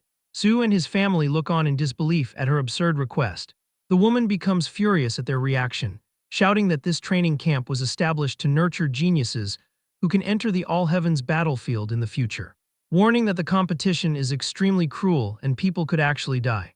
She claims that those inside eat high-grade pills until they are sick and practice high-tier martial skills as they please, telling him that with his family conditions, giving up early is for his own good. His aunt becomes worried and asks Su if it is really as dangerous as she says. But his uncle tells his wife to calm down and asks Su if he can guarantee his own safety. Su Hong looks at him without hesitation and declares that he can. The woman scoffs, asking if they actually believe a child's guarantee. However, his uncle tells her that he obviously believes it, nodding Su has grown up and this is his own decision, so he asks the woman to leave. After he closes the door in her face, she yells that they should just wait to be eliminated from the training camp. Su Hong asks his uncle if he intentionally kept the danger a secret, but his uncle replies that it is fine. He notes that he is a rough man and Su is more educated and understands the training better than he does, so he promises to support him since Su has the resolve to face the difficulties. His aunt finds their talk funny and tells them not to get too excited, as she only wants Su to guarantee his safety. Su Hong smiles and promises her that he will. Later that night, he stands on the rooftop and reflects that his uncle and aunt must still be worrying about him secretly. He vows to never let down their expectations and decides he must become stronger to protect his hard-earned life. He opens his system and notes that he fought over a dozen matches in the monthly exam, gaining a total of 285 martial value points, but he realizes this is not enough, as he does not know what high-level martial skills or trump cards the geniuses in the training camp possess. To fight against them, he decides to prioritize improving his physical combat power. He begins adding points to his mortal body attribute until it reaches 64.6%, wondering what special physique will come after it reaches 100%. He then notices that his Thunder Guidance Technique and Heavenly Flame Guidance Technique have both reached LV2. He finds this strange since he only cultivated them for a few days and wonders if normal cultivation allows them to level up without extra conditions. He decides to strive to level them up once more. The next day at dawn, Su Hong opens his eyes and sees that both techniques have reached LV3. He notes that his vitality also grew by 3 points, reaching 126. As he prepares to leave, his aunt tells him to pay attention to safety and to just come home if things don't work out. His uncle tells him to ignore such depressing words and encourages Su to bring back another first place. Su Hong says goodbye and walks away. As Su leaves, his aunt looks at her husband, nodding that he is just as worried as she is despite acting tough. He admits he is only acting this way because he is afraid Su will worry. Su Hong walks down the street until a red car drifts on the road and stops before him. President Wu is behind the wheel and tells him to get in. As they drive on the highway, he asks what she needs from him. Wu explains that she wants to remind him of a few things regarding the training camp, stating that as the president of the Martial Dao Association, she knows the profiles of some participants. She warns that among the martial artists, there are a few monsters who are already Tier 1 high stage and aren't far from becoming Tier 2 martial artists, and a few of them even possess martial skills that are at least B rank at the lowest. Su Hong reflects that a Tier 2 martial artist requires 200 points of vitality. In this batch, there are actually people not far from being Tier 2 martial artists. However, he thinks that he is not afraid of B rank skills since he can quickly learn them with his system space. Wu tells him that bar none, his talent is the strongest she has ever seen, but acknowledges he lacks the same resources as the others. She encourages him, stating that even if he faces setbacks, surpassing them is inevitable. He thanks her, addressing her as Sister Wu. She looks at him and notes that despite knowing his vitality and skills are inferior to the others, Su Hong remains very calm. She realizes she does not need to worry about his mental state causing problems. The scene shifts to the Tianlin mountain range. Inside the car, Su and others are sitting together. Two boys are startled to learn their destination, as it is a place where many ferocious beasts gather. The principal tells them not to worry, explaining that the training camp is overseen by a grandmaster, meaning there is usually no life-threatening danger. Su Hong reflects on the Tianlin mountain range, nodding it is a massive area spanning multiple cities, including Star City and Yang City. He thinks about how the spiritual energy there is dense and ferocious beasts are numerous, with beast kings present that are comparable to Tier 7 grandmasters. The competition among the ferocious beasts in this range is extremely cruel. He considers that even a Tier 1 ferocious beast from the outer periphery is far more ferocious than those found elsewhere, to the point that normal Tier 2 martial artists would not dare to tread there easily. As the car continues into the forest, monsters watch them from the woods. The students feel as if something is staring at them, and they wonder if a ferocious beast might suddenly attack. Su-hong thinks that the training camp competition will probably be just as cruel as the slaughter among the ferocious beasts, and for some reason he is starting to like that feeling. After some time, they arrive at the camp. Li Tu wonders how strong the people present are. The warriors at the site stare at them, leaving Li Tu and Chen Shan completely silent, but Su remains confident and tells them, "Let's go." As they walk, a staff member stops them and tells them to wait for everyone to arrive before the camp entrance assessment begins. Su is confused that there is even an entrance assessment. Suddenly, someone announces that the big families have arrived, and they all look back as several cars pull up to the site. The young masters of big families start coming out of them. The crowd comments on how cool and beautiful goddess Zio Nan is, expressing envy toward her status as a spirit master. They notice Lin Ying from the Lin family, who is rumored to be nearly a Tier 2 martial artist. Finally, they see the city lord's son, Wang Tianchuo, who is known as a barbarian god with 95% fire attribute compatibility and a special physique. As they pass through the crowd, Su Hong watches them, finding it interesting to see the three top geniuses the president mentioned, and thinks he would like to see just how much of a genius they really are. The instructor announces that everyone has arrived and begins explaining the assessment rules. He explains the training camp is located 30 kilometers away within the Tianlin mountain range. He reveals that tokens have been buried inside the bodies of some ferocious beasts, and students can only enter the camp if they hold a token. They are given 8 hours to arrive. He warns that once they go deep into the mountains, they might encounter high-level beasts, and if things go wrong, people will die. Su Hong thinks the 8-hour time limit is simple and realizes he has plenty of time to kill ferocious beasts to earn martial value. A student asks what happens if they run into beasts with levels far exceeding their own. The instructor tells them to consider themselves unlucky and eliminated, though someone will come to save their lives. The students protest that it is not fair and relies too much on luck, as the strong might be eliminated while the weak pass by sheer luck. The instructor yells that this world is not playing house. He asks if they will protest it being unfair when they reach the All Heavens battlefield after 10 years of cultivation, only to be slapped to death by a passing expert. He tells them that if they do not want to encounter high-tier beasts, they must act with caution, explaining that the rules of the battlefield involve avoiding risk, bullying the weak with strength, and fighting many against few. Another agrees, saying those afraid of death should quit early to save them from wasting time, calling them a bunch of trash. The first student tells him to say that again, and the second student calls him a coward to his face, telling him to make a move and watch as he cripples him. The instructor declares that while violence is prohibited in the camp, they will not interfere once the students enter the mountains. They can snatch tokens or beat someone up as they please. They glare at each other with hostility. Su Hong observes that the training camp is cruel for encouraging them to fight one another, thinking that under these rules, over half of the people will probably be eliminated. He considers the idea that if he fights these people, he will be able to obtain heaps of martial value. The instructor tells them to cut the crap and announces the assessment begins, ordering everyone to get out. The students immediately charge toward the forest. The two students who were arguing continue their fight in the woods, exchanging frantic blows.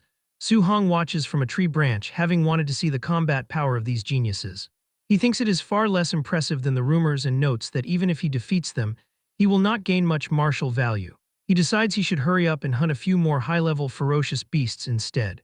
The two fighters continue to insult each other, calling one another paupers and mocking their hard cultivation, with one telling the other not to compare him to those working-class paupers. Su hears this and becomes angry, thinking he cannot let this delivered martial value slip away. He approaches them and tells them to stop fighting and play with him instead. The students ask if another pauper has arrived and threaten to beat him up too, asking what level he is to dare to break up their fight. Su Hong tells them they misunderstood and suggests they stop fighting each other to join hands and fight him together. Immediately, one of the students charges at him, but Su just kicks him, sending him flying across the area. The second student cannot believe the other lost in a single move and notes how fast Su Hong's footwork is. As he looks back, Su Hong tells the second student it is his turn and delivers a heavy blow to his head. After defeating the guy, Su Hong stands over the fallen warriors and declares that this is the consequence of looking down on ordinary cultivators. At the same time, in the central hall, a man monitoring the second row of screens questions where Su Hong came from. They note he appeared in the middle of a hot-blooded duel and finished both warriors with one-shot attacks. They wonder if the two who got knocked down should count as eliminated. An instructor explains that since neither of them actively requested rescue, the assessment continues. After some time, the second guy groans as he regains consciousness, nodding that it hurts so much. He feels humiliated and reflects that he has never suffered such a great embarrassment in his life. The first guy also sits up, realizing that if he had not underestimated the enemy, he never would have lost to that kid. The two of them stare at each other and one apologizes for his previous words, admitting that he should not have mocked him. The second tells him that the guy is actually very strong and not to take those words to heart. They help each other stand up and decide to go get their revenge, planning to use a wooden club to give Su-hong a few good whacks to vent their anger. Meanwhile, Su-hong moves through the forest until he notices another horde of Tier 1 initial stage giant-toothed wild boars. The boars immediately sense his presence and charge at him. He looks at them and unleashes the Thunder Rush Fist, 9 echoes, killing the monsters one by one until the entire pack is finished. The boy has a spear but still uses his fists, as he is trying to farm some aura points as well. He looks at the system and becomes annoyed, reflecting that in the past, defeating a martial artist would give dozens of martial value points. He realizes that as he levels up and grows stronger, the martial value rewards from these ferocious beasts are getting smaller and smaller. Su-hong starts cutting and searching through the monster bodies, fumbling through the dozens of Tier 1 initial stage ferocious beasts he just killed. He notes that the previous 10 beasts had no tokens and wonders if this group has any. He wipes his hands and realizes there still is not even a single token. He concludes that it seems only slightly higher level ferocious beasts will have tokens inside their bodies. Half an hour later, Su-hong continues his journey deep into the mountain. When he first entered 3 to 5 kilometers into the forest, he could encounter over a dozen low-level ferocious beasts in an hour. He wonders why he cannot find even a single one now. A monster suddenly appears. Su quickly identifies it as a Tier 1 high-stage Nether Knight Black Tiger. Without wasting time, he activates the Void-Breaking Finger, severely injuring the beast and causing it to fall to the ground. He runs toward it with his spear and thrusts it into the tiger's head, obtaining 35 martial value points. He realizes that with his current strength, killing a Tier 1 high-stage ferocious beast is as easy as flipping his hand. He fumbles through the black tiger's stomach, hoping it has a token. He awkwardly smiles as he pulls out a token which was covered in blood, reflecting that it took him nearly 3 hours just to find this one. This makes him realize that while Tier 1 initial stage wild boars were everywhere, finding this high-stage tiger took half an hour. It seems that the deeper he goes into the mountain range, the higher the tiers of the ferocious beasts become, but the fewer their numbers are. Even though the Tier 1 high-stage beast yields more martial value, he only found one in half an hour. He concludes that if he hunts low-level ferocious beasts on the outskirts of the mountain range, he could actually earn more martial value by piling up the quantity rather than pursuing quality. There are still 5 hours left in the assessment, so he decides he must accumulate enough martial value to max out his mortal body progress.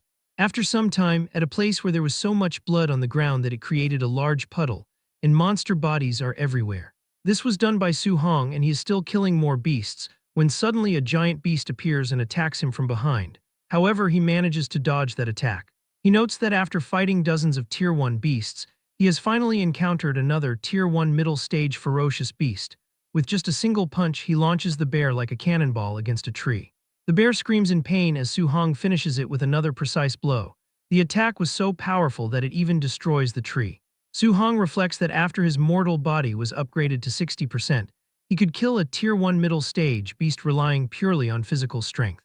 He has already earned 254 martial value points and is only short over 100 points to max out his mortal body progress.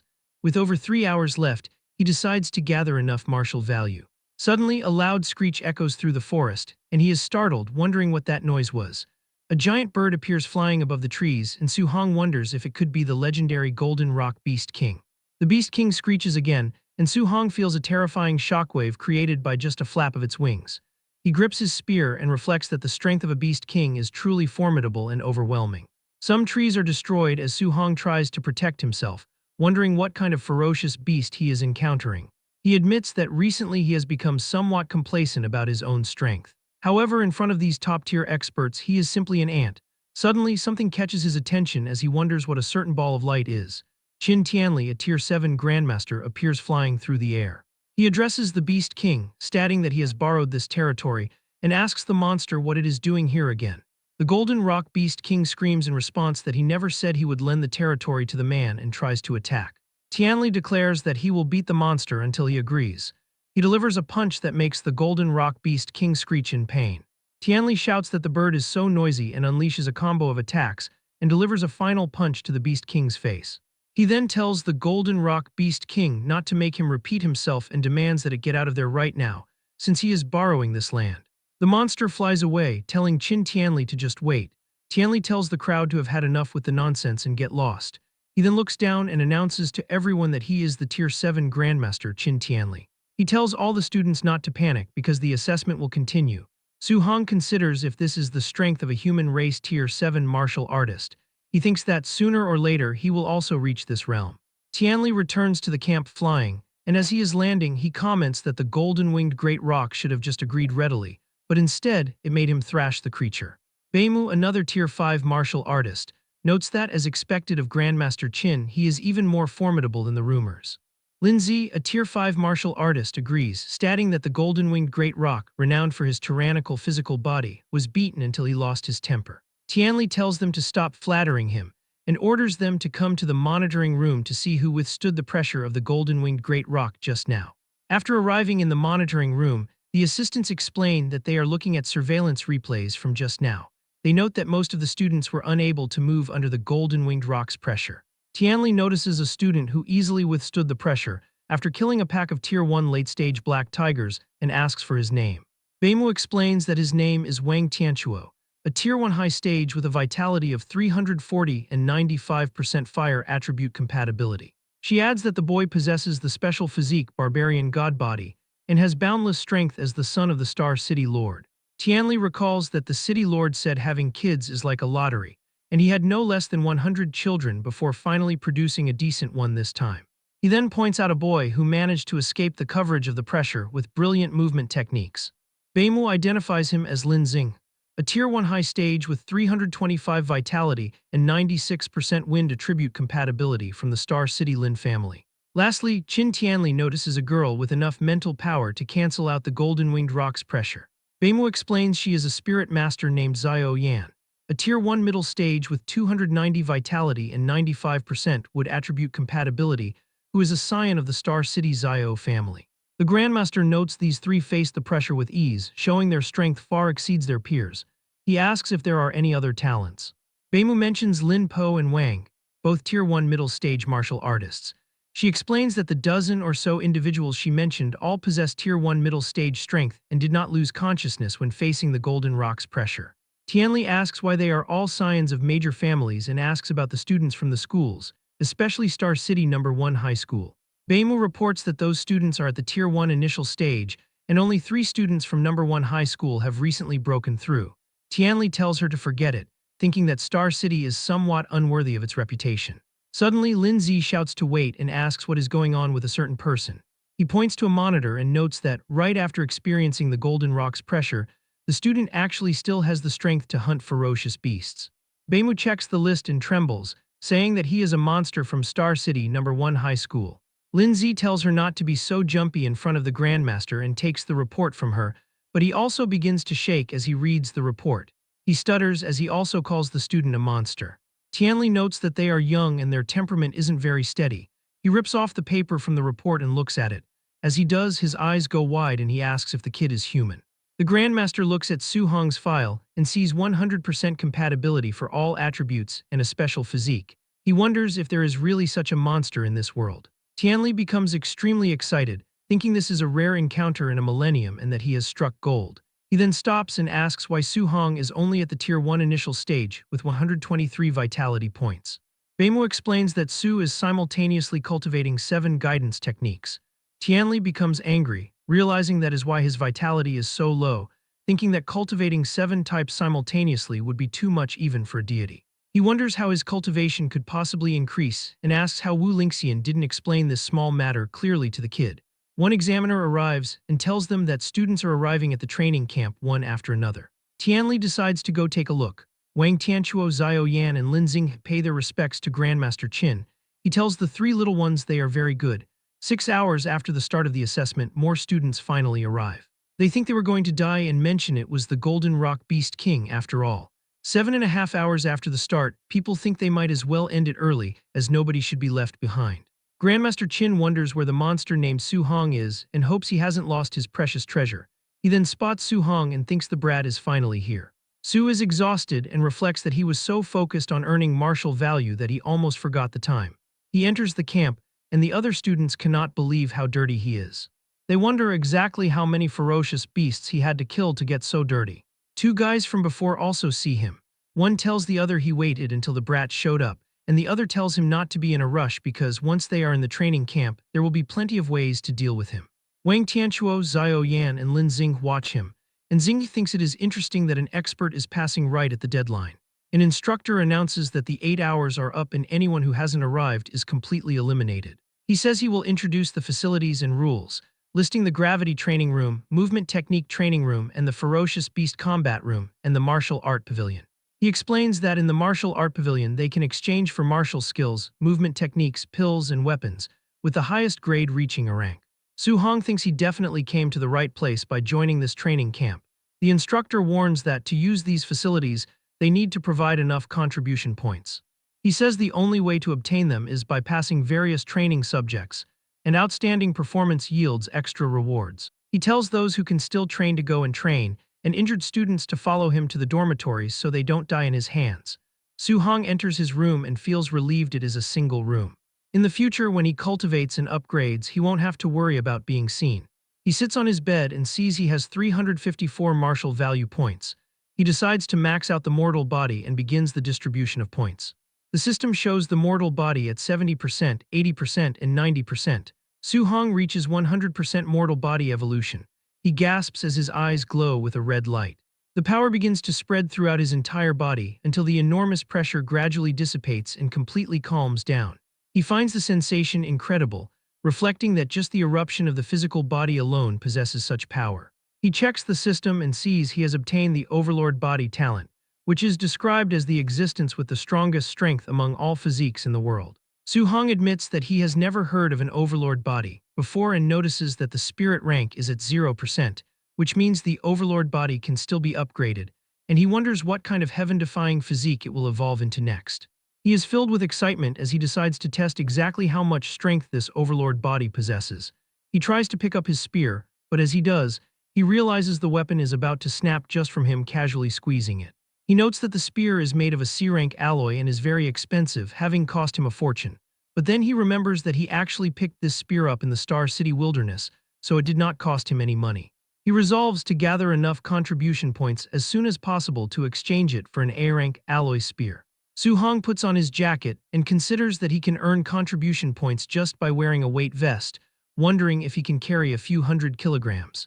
He heads to the warehouse where people are simply impressed by Wang Tianchuo. The boy is carrying a 3,000-kilogram load and even says it is a bit light while managing to jump with ease. Xiao Yan comments that Wang Tianchuo's strength is as huge as a monster's.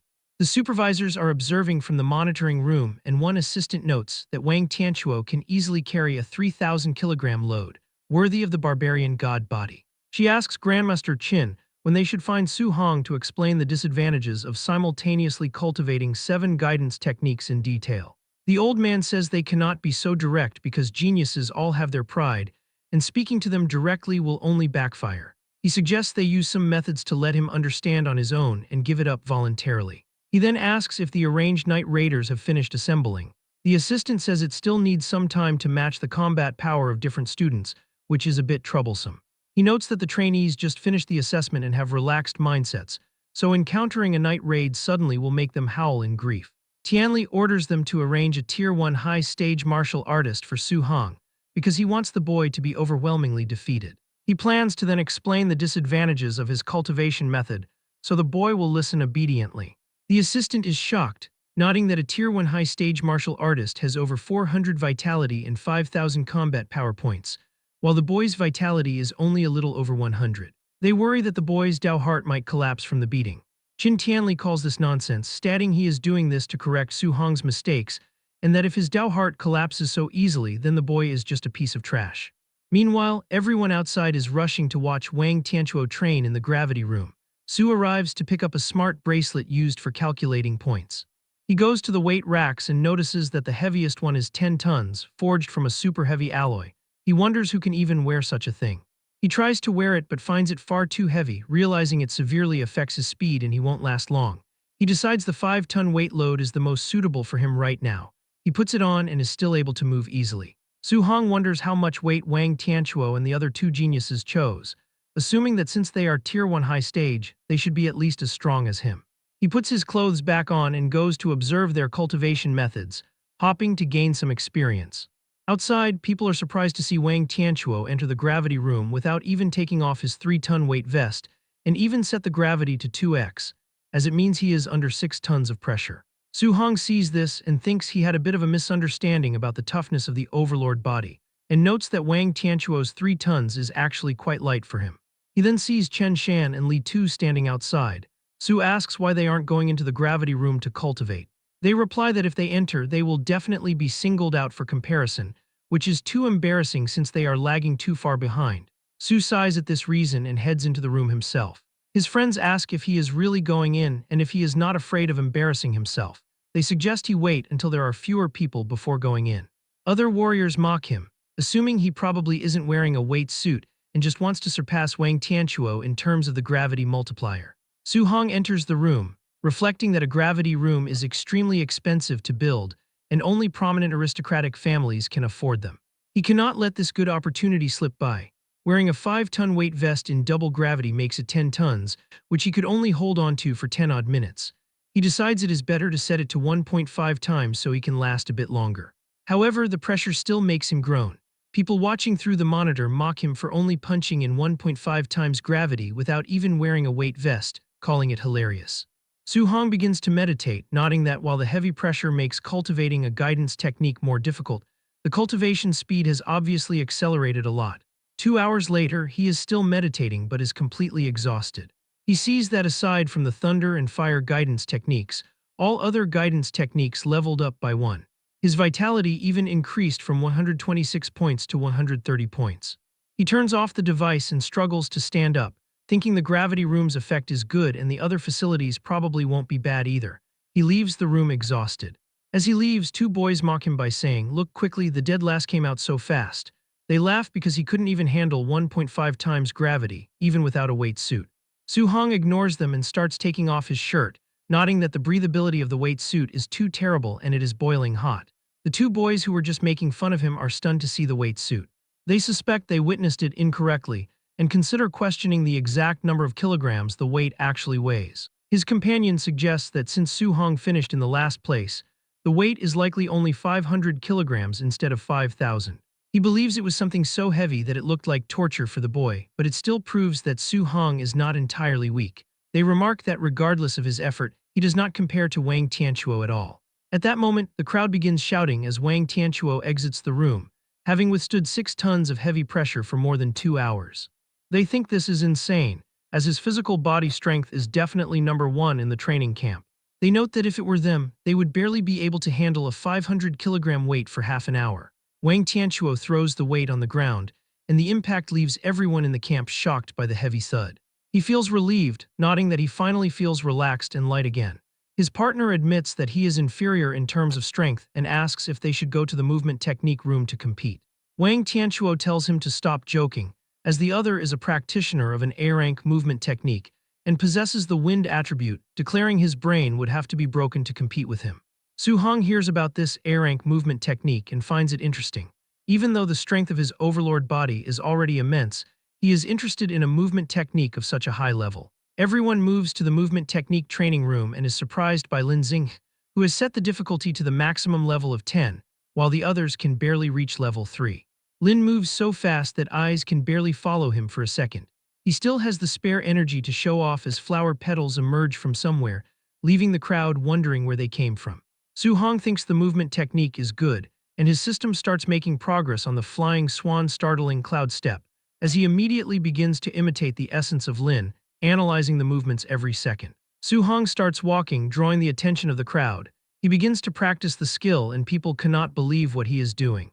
They wonder if he actually thinks he can learn the flying swan startling cloud step just by watching Lin Xing, laughing loudly because they think an A-rank movement technique could not be so easy to learn. Inside his system space, Su-hong repeats the movement hundreds of times, increasing his proficiency until he finally manages to obtain the flying swan startling cloud step at the basic level. He feels relieved since he has finally learned his first A-rank movement technique. However, he finds Lin Xinghe's movements too flashy and showy, which he finds a bit embarrassing. Since he has never seen a normal version of the flying swan startling cloud step, he realizes he can only learn from Lin for now. Having learned the technique, he knows he no longer needs to train in the movement room and can go straight to the ferocious beast room to obtain martial value and raise his vitality. As he leaves the system space, Su-hong is startled and wonders why everyone is staring at him. While the crowd says his posture was incredibly showy and had the essence of Lin Xing, nodding that it was too flashy. He simply cannot believe that he was performing those showy movements in the real world while he was learning them inside the system. Embarrassed, he runs and thinks that he absolutely cannot use Lin Xing as a template in the future. As he runs, people beg him to perform the move again, shouting that he was exploding with handsomeness just now. At that moment, he realizes someone is following him. The duo from before have finally found him and are seeking revenge. They notice he is heading to the ferocious beast room and decide to block the door, planning to give him a few vicious blows when he comes out. At the ferocious beast room, Wang Tianchuo asks Xiao Yan if she really wants to compete to see who is number one in the training camp by killing beasts. He asks if she thinks she can beat his barbarian god body by relying on spiritual telekinesis, accusing her of underestimating him, but she retorts that he is the one underestimating the power of a spirit master. Su-hong watches and thinks it is interesting to see a spirit master's fighting method since he has never seen one in person, so he decides to watch first and earn martial value later. On the big screen, he sees her floating out of thin air, which surprises him because walking on air is a method only grandmasters possess, and he wonders if a spirit master can do that. She gathers energy in her hand and fires streams of flowing light that simultaneously kill 3 Tier 1 high-stage black tigers. Su-hong finds this incredible but wonders what those rays of light are. At that moment, a much larger tiger roars and attacks from behind, but she uses spiritual telekinesis to forcibly bind and control it in the air. She then uses her power again and kills the tiger. Su-hong realizes those streaks of flowing light were actually daggers. He notes that every spirit master is ridiculously strong and can easily crush ordinary martial artists. Suddenly, someone shouts, questioning what the deal is with the giant sword they are seeing. Xiao Yan materializes a massive weapon and with a single strike cuts a giant python beast in half. Su-hong is shocked by the power, nodding she was not holding a weapon before and that such a huge blade must weigh several tons. Lin Xinghe appears and says this is a martial skill belonging to spirit masters that is as high as A-rank. The crowd is amazed as they have never heard of such a thing. Since Lin and Xiao have A-rank martial skills, they soon deduce that Wang Tianchuo must also have an offensive A-rank technique. Lin confirms that Wang has an offensive A-rank skill too, while the crowd remarks that they are all monsters. Su-hong is excited that the training camp is crowded with A-rank martial skills and is certain he came to the right place. Wang Tianchuo also kills high-level beasts, blowing them up with one punch. When one guy asks what skill Wang used, another replies, "What martial skill? This is just his pure physical strength." Su-hong notes that the guy is using just his pure physical strength and does not seem to have any intention of using martial skills. He decides he will find a chance to learn from him next time. Right now, he wants to become a spirit master, but his spirit stat is only 26.5. He notes that one needs to exceed 100 points to become a spirit master, so he is still short 73.5 points. He becomes motivated to go on a killing spree to gain the 735 points of martial value he needs. The duo see Su-hong entering the room and decide to follow him. They note that everyone else is focused on Wang Tianchuo and Xiao Yan, so it is the perfect opportunity to ruthlessly beat the kid up. However, they are shocked when they look at the monitor. They see Su-hong is challenging more than 10 Tier 1 high-stage ferocious beasts at once and wonder if he is crazy. The two of them start to panic as they consider finding an instructor to save Su-hong. However, they believe it is already too late for him because they are certain the monsters will tear him to shreds in seconds. Inside the ferocious beast room, he taunts the creatures, provoking them to charge at him all at once. He springs backward to evade the attacks and he then activates his skill, and energy goes through the monsters' bodies. He then increases his power, attacking every monster with such force that the internal organs of the beasts are completely shredded. Both of them are left speechless as they watch Su-hong destroy monsters that even a middle-stage martial artist would struggle against, until one suddenly notices that Su-hong is using familiar footwork and realizes the boy has already copied the flying swan startling cloud step belonging to Lin Xing. He and his partner argue over how such a feat should be impossible for a normal student, wondering if he watched Lin Xinghe use the movement technique and then learned it. They quickly accept reality and acknowledge that Su Hong possesses heaven-defying talent to have mastered the technique so quickly. And the other suggests that they should just forget about their revenge mission because even if they gather together, they are not enough for him. The first guy does not even attempt to object, saying that whether Su is the heir of a great family or a monster genius, he simply cannot swallow this anger. But the second guy points back toward the training room, saying that before he goes looking for trouble with him, it is better to take a look at this. He looks up at the screen and it makes him drop his weapon. They stare at the monitor and see that Su Hong has eliminated 11 high-stage ferocious beasts in only a few minutes. Su Hong checks the points he earned after defeating over a dozen Tier 1 high-level creatures and notes that the 81 martial value points he received are not very high, confirming his theory that earning points becomes harder as he grows stronger. Before he can even take a moment to rest, more monsters emerge, forcing him to quickly stand back up. A beast attempts a surprise attack from behind, but he reacts instantly and punches the creature into the afterlife using his Vajra fist. He unleashes a terrifying aura that causes the monsters to hesitate, but he refuses to give them a second chance since he needs their martial value points. He charges after them and begins wiping out the beasts without any mercy. Outside the room, they decide that it would be best for them to simply forgive Su Hong and move on, realizing it would be dangerous if Su Hong encounters them there after he finishes. They quickly walk away and soon pass by the area where other trainees are gathered. A colleague is surprised to see them back so soon and asks if they succeeded in their revenge and if they already beat that kid up, but the two can only respond with nervous laughter. But internally, they are just relieved that they still have their heads on their shoulders, thinking that if they weren't clever, they would be lying on the ground like dead dogs right now because this training camp is too outrageous and full of heaven-defying monsters. Just then, Wang Tianchuo and Xiao Yan exit the beast room, with the boy having earned 280 points while the girl secured 270. Their followers begin to praise them and estimate that they must have killed between 50 and 60 Tier 1 high-level beasts. Regarding their weight vest contributions, Wang Tianchuo earned 100 points while Xiao Yan received 50. These totals are impressive to their followers, as the highest among the rest of the group is only 30 points. The crowd continues to discuss how powerful these geniuses are based on their hunt results. However, the duo are the only ones who know there is an even more terrifying monster in the camp who stands above the big three. 1 hour later, Su Hong sits atop a mountain of corpses and notes that he is starting to feel exhausted. He reflects that he is still far from his target of 735 martial value points.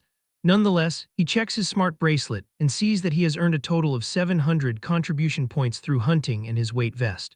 Without hesitation, he makes his way toward the martial art pavilion. Upon arriving, he approaches the counter to speak with the receptionist. He picks up a book to read through the exchange menu and is surprised to find that A-rank martial arts start at a minimum of 2,000 points. Thinking that A-rank martial arts are so expensive since the cheapest is 2,000 points, he notes the prices of the pills are still acceptable, especially since there are spirit-gathering pills here. The female attendant asks him if he has decided what he would like to exchange for, while internally, she assumes that Su Hong is just a Tier 1 initial stage student who cannot afford anything. Su Hong eventually makes a decision and asks if the spirit-gathering pills can actually increase spiritual power. So she confirms that they are effective but warns him that they only provide a benefit the first time they are taken, noting that the higher the grade of the spirit-gathering pill, the better the improvement effect. He sees the menu where the highest grade of the spirit-gathering pill reaches Tier 4 for 500 contribution points. He requests a Tier 4 spirit-gathering pill, and the attendant is shocked. She says that a Tier 4 spirit-gathering pill costs 500 contribution points, not 50 points. But when he displays his 700 points, she cannot believe her eyes but quickly provides the pill with a smile to him in a decorative box. So he thanks the woman and asks if she has any dual thunder and fire attribute alloy spears for sale. She answers that they do for only 200 points and thanks him for his patronage, calling him handsome. He ends up spending the rest of his points to acquire a new weapon. He returns to his room with a C-rank dual-attribute spear known as the Thunder Fire Spear. He looks at the system, noticing his vitality and guidance techniques have improved again, and that he also obtained 490 martial value points, meaning the improvement in this single day is more than what he had in the previous week. He opens the box given to him by the attendant and looks at the golden pill inside. He hopes this spirit-gathering pill can provide a 25.5 spiritual power improvement. He swallows the pill and immediately feels the spiritual energy shifting within his body. Then with a determined look, he declares that he is definitely going to become a spirit master. As the pill dissolves, he feels the effects of the Tier 4 spirit gathering pill as it begins to take effect immediately. The exhausted nerves all over his body are relieved, and he feels incredibly comfortable. His brain also becomes exceptionally clear, giving him the ability to sense everything going on in his surroundings. Once the process concludes, he is surprised to see that the pill actually boosted his spiritual power by exactly 24 points. He reviews his system window and sees his spirit stat is now 50.5, calculating that even if he uses all 490 of his martial value points, he would still be 0.5% short of what he needs. And he realizes that to gain that remaining 0.5%, he only needs 5 more points, which is the equivalent of defeating a single beast. He wishes that he had killed just one more creature before leaving the training room. Nonetheless, he decides he cannot regret what is already gone and prepares to rest so he can take care of it the next day. Meanwhile, at the training camp warehouse, the instructors who will be participating in the night raid have gathered. They look over leaflets to see the data of the applicants assigned to them, while others are assigned to the geniuses of the camp. One man, Bu Jingfeng, says they are bullshit geniuses, and that if he were still in high school, these brats would not even be qualified to be his sparring partners. A giant man says his target is Wang Tianchuo, whose vitality is as high as 340 points, noting that even Jingfeng did not have this level back in the day, which makes Jingfeng unable to believe students are that strong. The other two also discuss their targets, as one is in charge of a guy with vitality exceeding 300 and the other is in charge of a spirit master. Bu Jingfeng looks at his target's data and sees he is assigned to Su Hong, who is listed as having only 123 vitality points. His peers ask why he was given someone who seems as trashy as Su Hong, and one instructor believes that Grandmaster Qin must have made a mistake, but the Grandmaster enters the room at that moment to let them know the assignment was intentional. Jingfeng goes ahead to challenge the decision, calling the student trash. However, Qin Tianli lets him know that Su Hong is not as simple as he seems because his combat power is on par with that of a Tier 1 high-stage martial artist. The group is shocked when they hear this, as they do not expect someone with just over 100 vitality points to be able to challenge a proper martial artist. Tianli tells Jingfeng that he will understand his words by the time they exchange blows, though the instructor still complains about the task of bullying a junior since he has almost 500 vitality and is about to become a Tier 2 martial artist. But the Grandmaster slaps him on the head, telling him to do as he is told and instructing him to go all out from the very beginning, saying it is best if he can beat Su Hong until he doubts his life. Jingfeng still cannot believe he is expected to fight such a weak child, and even asks the Grandmaster if he holds a grudge against Su Hong, declaring that he will not be held responsible if he cripples the boy. Tianli smiles when he hears this and urges the man to beat Su Hong to pulp, telling him that he will not blame him and will also reward him. Bu Jingfeng agrees to this, but internally he thinks that the Grandmaster's smile is terrifying and that Su Hong is pitiful. Moments later, the Grandmaster orders them to start the operation, and the raiders make their way to the dormitories to perform the drill. At the dormitories, they begin to look for their targets and start fighting with their targeted students. Su Hong soon hears the sound and wonders if it is a sneak attack. While he is still thinking, his door is cut open. Bu Jingfeng rushes into the room and attacks, but Su Hong dodges that attack. He has heard that the All Heaven's 10,000 races frequently hunt down human race geniuses everywhere to weaken humanity's strength, and he wonders if it could be them. He quickly grabs his Thunder Fire Spear, and while he wonders just how strong this person is, Bu Jingfeng lunges for an attack while boasting about his own strength, telling the boy to count himself unlucky for running into him.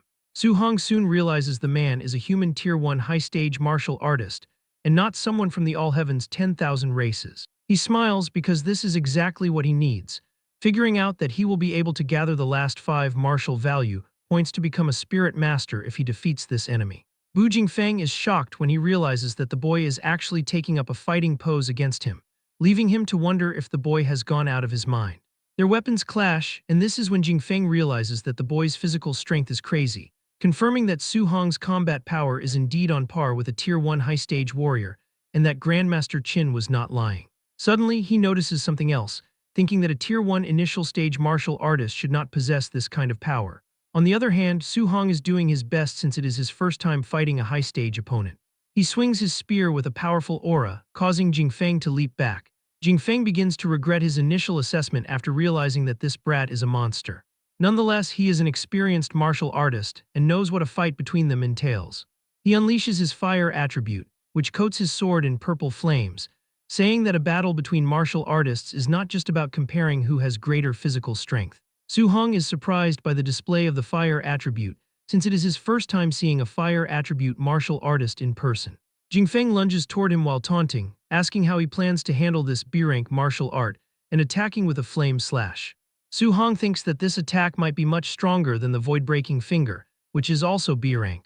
And he covers his spear in lightning and blocks the attack, knocking the instructor backward as the impact shatters the wall behind him, leaving him sweating. He cannot believe that the boy just blocked his fire martial art simply by externalizing lightning, admitting to himself that the boy is terrifyingly talented, and seeing why Grandmaster Qin told him to go all out. However, he continues to tease him, telling Su Hong that it appears he is bad at thunder attribute spear techniques. Otherwise, he really would not be able to defeat him this easily. Su Hong admits that he indeed does not know any thunder attribute spear techniques, but asks what would happen if he added something on top of them. He mixes two attributes, lightning and fire, leaving Bu Jingfeng in total shock by the attribute fusion. Su Hong performs the technique with ease right before his opponent's eyes.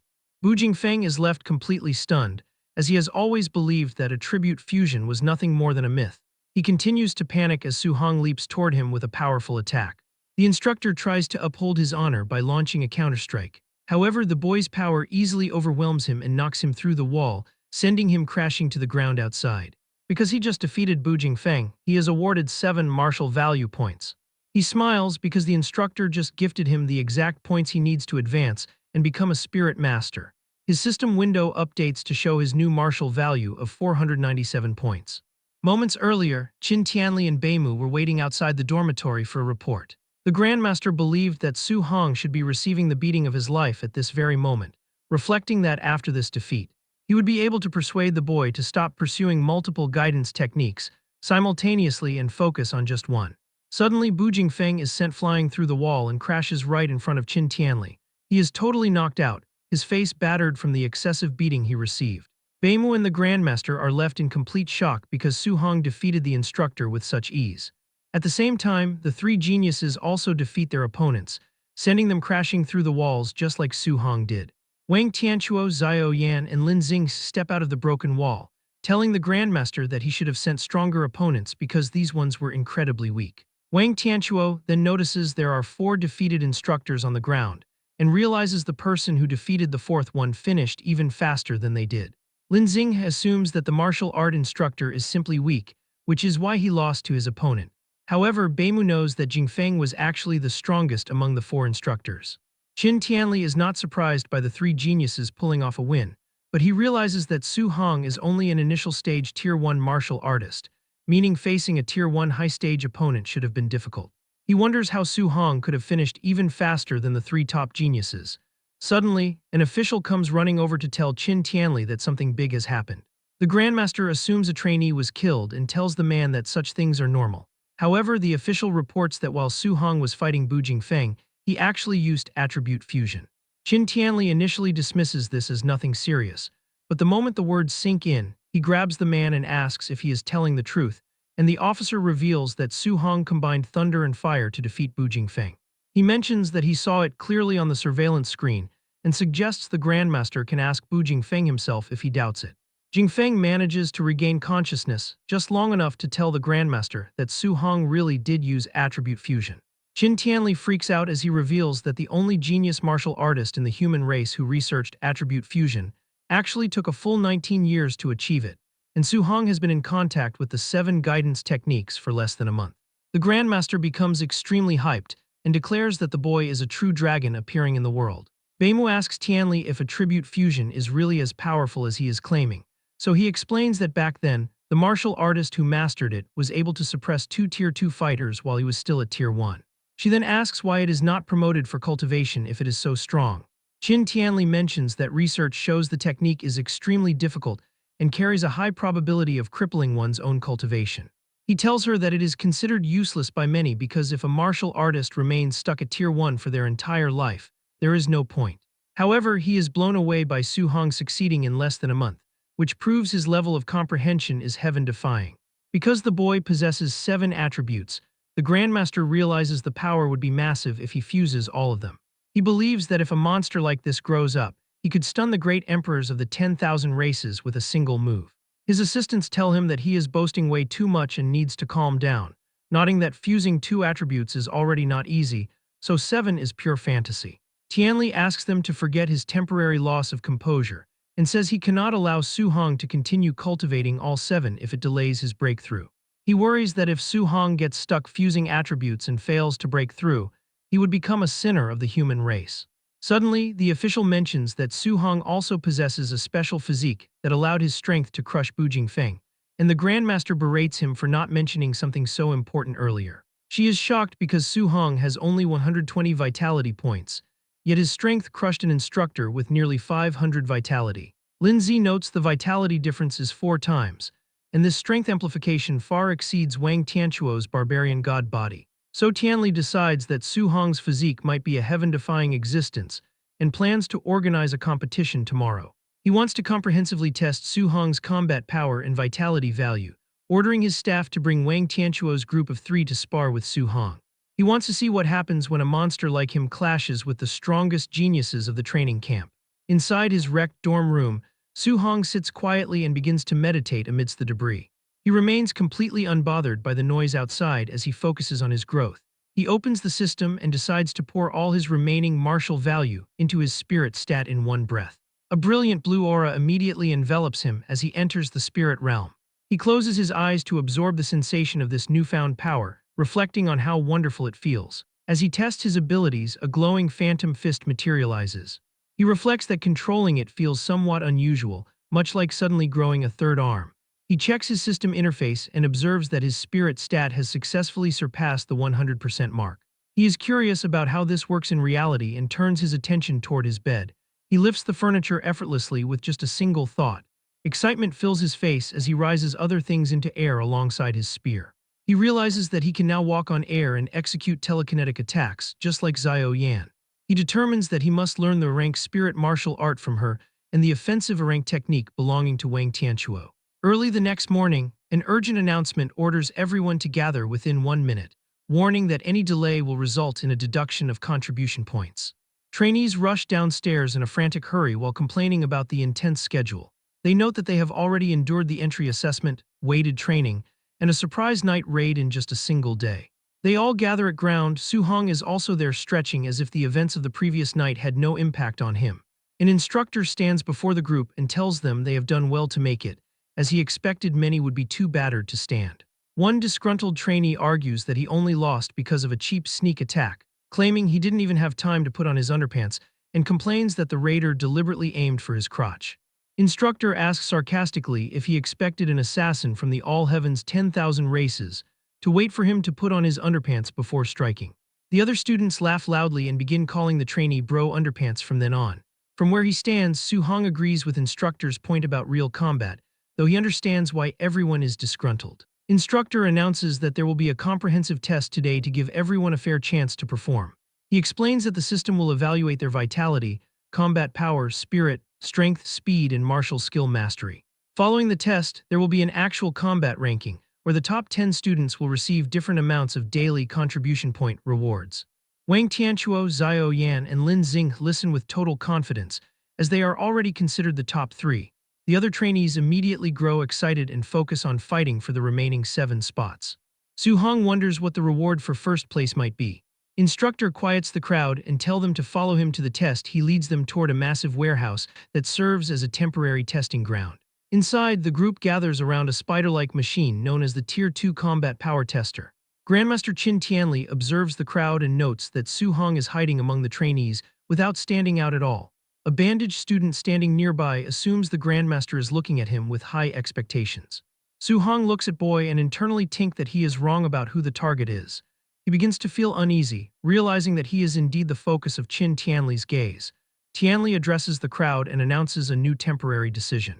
He declares that the person who ranks first in the comprehensive score can choose any rank martial art or movement technique of their choice. The crowd reacts with a massive surge of excitement. They realize that rank skills are not common, as even prominent families only possess a few of them. Wang Tianquo becomes more focused as he considers how rare rank techniques are. Xiao Yan looks confident, eager to choose a skill that complements her abilities. Lin Xinghe remains determined to prove his speed is not useless as long as he obtains an rank martial art. Su Hong's eyes light up as he decides he must go all out to claim the top prize. Tianli narrows his eyes, reflecting that he wants to see the true strength of this monster-like youth. He announces the testing order, starting with Lin Xinghe, followed by Xiao Yan and Wang Tianquo, He names Su Hong as the fourth person to be tested. The crowd is surprised that Su Hong is being singled out, but Su remains composed. Chen Shan and Li Tu look at Su Hong with pity, assuming he is unlucky and must have offended the Grandmaster. Others theorize that Grandmaster is using Su Hong as a contrast to motivate the poor students, hoping they learn from shame and become brave. While duo who have seen Su Hong fight monster whisper that you guys will be dumbfounded later, Grandmaster explains that the test begins with physical body combat power before moving to martial skill combat power. Lin Xing steps forward and mentions that raw strength is not his strong point. He delivers a punch, causing the screen to display a score of 40-13. The trainees are deeply impressed that he scored over 4,000 without using any martial skills. One student notes that while his physical power seems low compared to his speed, it is still at the level of a Tier 2 martial artist. Su Hong reflects that Lin Xing's physical base must be solid to handle in a rank movement technique, and he prepares his system to copy the next move. Lin Xinghe gathers swirling green wind energy around his fist and unleashes the cloud-hiding Gale Fist. The machine shakes as the score jumps to 56-42. The crowd is amazed that a B-rank attribute martial art can be so terrifying, and most terrifying part is this isn't his strong suit, it's his weak point. Su Hong's system immediately notifies him that he has acquired the achievement for the wind-based, cloud-hiding Gale Fist. He analyzes the result and notes that the technique only increased the combat score by 1,600 points, which he considers to be a bit small and just so-so. Lin Xing steps down with a smug look, but Xiao Yan tells him that his result is nothing special. She steps up and records a physical body combat power of 32-53. Su note that it is normal for a spirit master's physical strength to be a little weaker. The key is the spiritual telekinesis martial art. Her eyes glow as she uses her spiritual telekinesis to manifest a massive golden hammer. Su Hong's system reacts instantly, informing him that he has acquired the new martial art, Spirit Weapon Condensation Art. He thinks that this training camp is amazing and wonders how many more skills he can learn today. Xiao Yan moves quickly and swings her arm. The enormous golden spirit weapon follows her movement and slams forcefully into the combat power tester. This display shows a score of 5,942.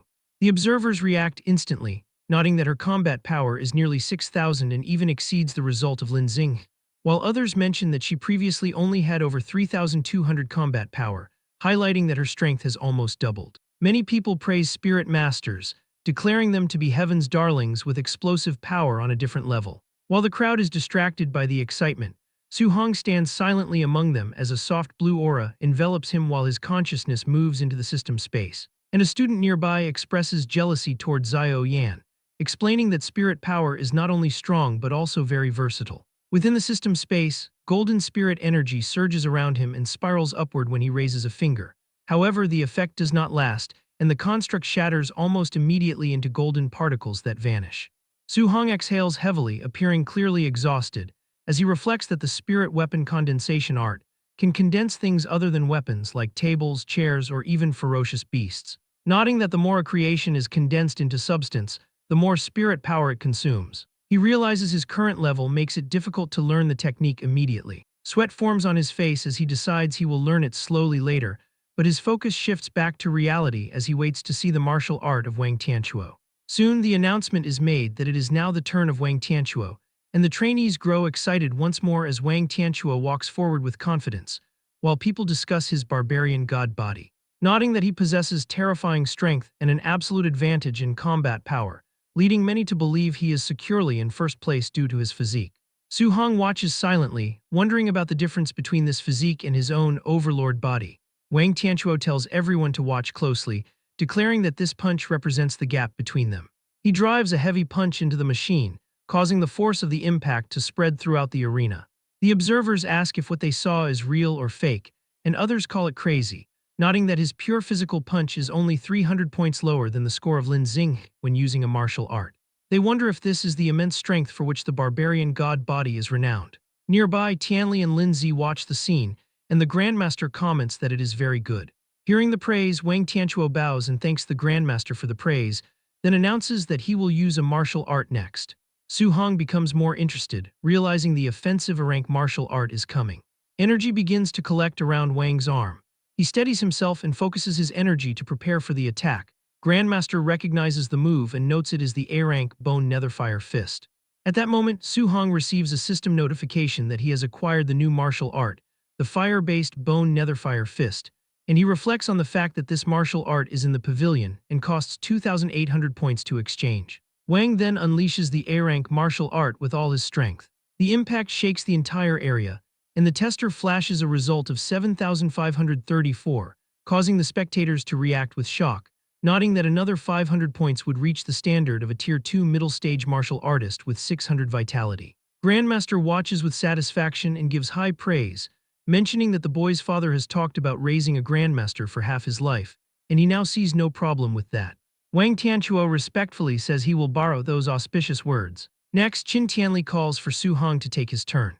As he walks forward, people whisper that anyone who goes up after the top 3 will be extremely humiliated, and some notice he looks very calm, remarking that a dead pig does not fear boiling water. He reaches the front and stands before Qin Tianli and Lin Zi, while the Grandmaster explains that for the first punch, only pure physical strength may be used. Su Hong gives a simple okay and prepares himself. He focuses, telling himself the test reward is definitely his. He dashes forward with speed and drives his fist into the testing machine, causing a massive impact to spread across the arena. The display shows a result of 6,551. Grandmaster stares at the score in surprise, admitting he still underestimated the boy's monster level. The crowd is silent for a moment before reactions spread, questioning if the tester is broken after seeing over 6,500, while others point out that he was the dead last student, yet today he is like a monster. Some trainees mentioned they thought Wang Tianchuo was invincible, but now another expert has appeared. Wang Tianchuo, Lin Xing, and Xiao Yan watch closely, with the girl commenting on the exaggerated combat power, while Lin Xing insists that this is not combat power a Tier 1 martial artist can produce, and he must be a Tier 2 martial artist. Wang Tianchuo admits to himself that he was too arrogant before. Once the commotion settles, Su Hong asks the Grandmaster if he should continue with a martial art, and the Grandmaster nods in approval and tells him to continue. Su Hong returns to his stance and prepares for the next move. In the next moment, he shifts his focus to the system as the progress bar for the new technique begins to climb through percentages. He stands still as a cold blue, flame-like aura spreads around him, realizing the bone netherfire fist is very suitable for him. He notes that learning it is much faster than the flying swan startling cloud step, even though both are a rank. Grandmaster Qin watches closely, wondering how high the boy's combat power will go when he uses a martial art, while Lin Zi mentions that Su Hong is from an ordinary family and suggests his martial art should not be high level. But Qin watches him intently and notes that the technique he is executing in his current state is definitely not low level. The system finishes processing, showing 100% completion for the bone netherfire fist at the basic level. A blue netherfire collects around Su Hong's fist, and the crowd notices and wonders if that is the same bone netherfire fist used by Wang Tianchuo, asking how he knows it. Without delay, he steps forward and prepares to release the move, wondering how powerful an A-rank offensive martial art will be. He slams his fist into the machine, and the impact releases a powerful shock wave. Voices rise as people note the power seems even greater than that of Wang Tianchuo, and urge everyone to look at the result. The display shows 9,013, and the reaction is immediate, with people shouting that 9,000 matches the standard for a Tier 2 high-stage martial artist. Lin Zi questions whether a Tier 1 initial stage martial artist with 123 vitality should have this combat power, wondering if the data is broken, but Qin Tianli concludes that the boy is a monster. Lin Xing is shocked, explaining that 7,000 matches Tier 2 initial stage, 8,000 matches middle stage, and 9,000 matches high stage, while Xiao Yan adds that the standard for Tier 2 is 500 vitality, meaning he must have hidden his stats, and Wang Tianchuo admits his vitality is not even 400, and says it is not shameful to lose to him. Then the vitality tester displays Su Hong's actual number, 137. The crowd bursts into noise as Wang Tianchuo shouts in shock that it is only 137, while Lin Xinghe wonders if the tester is broken.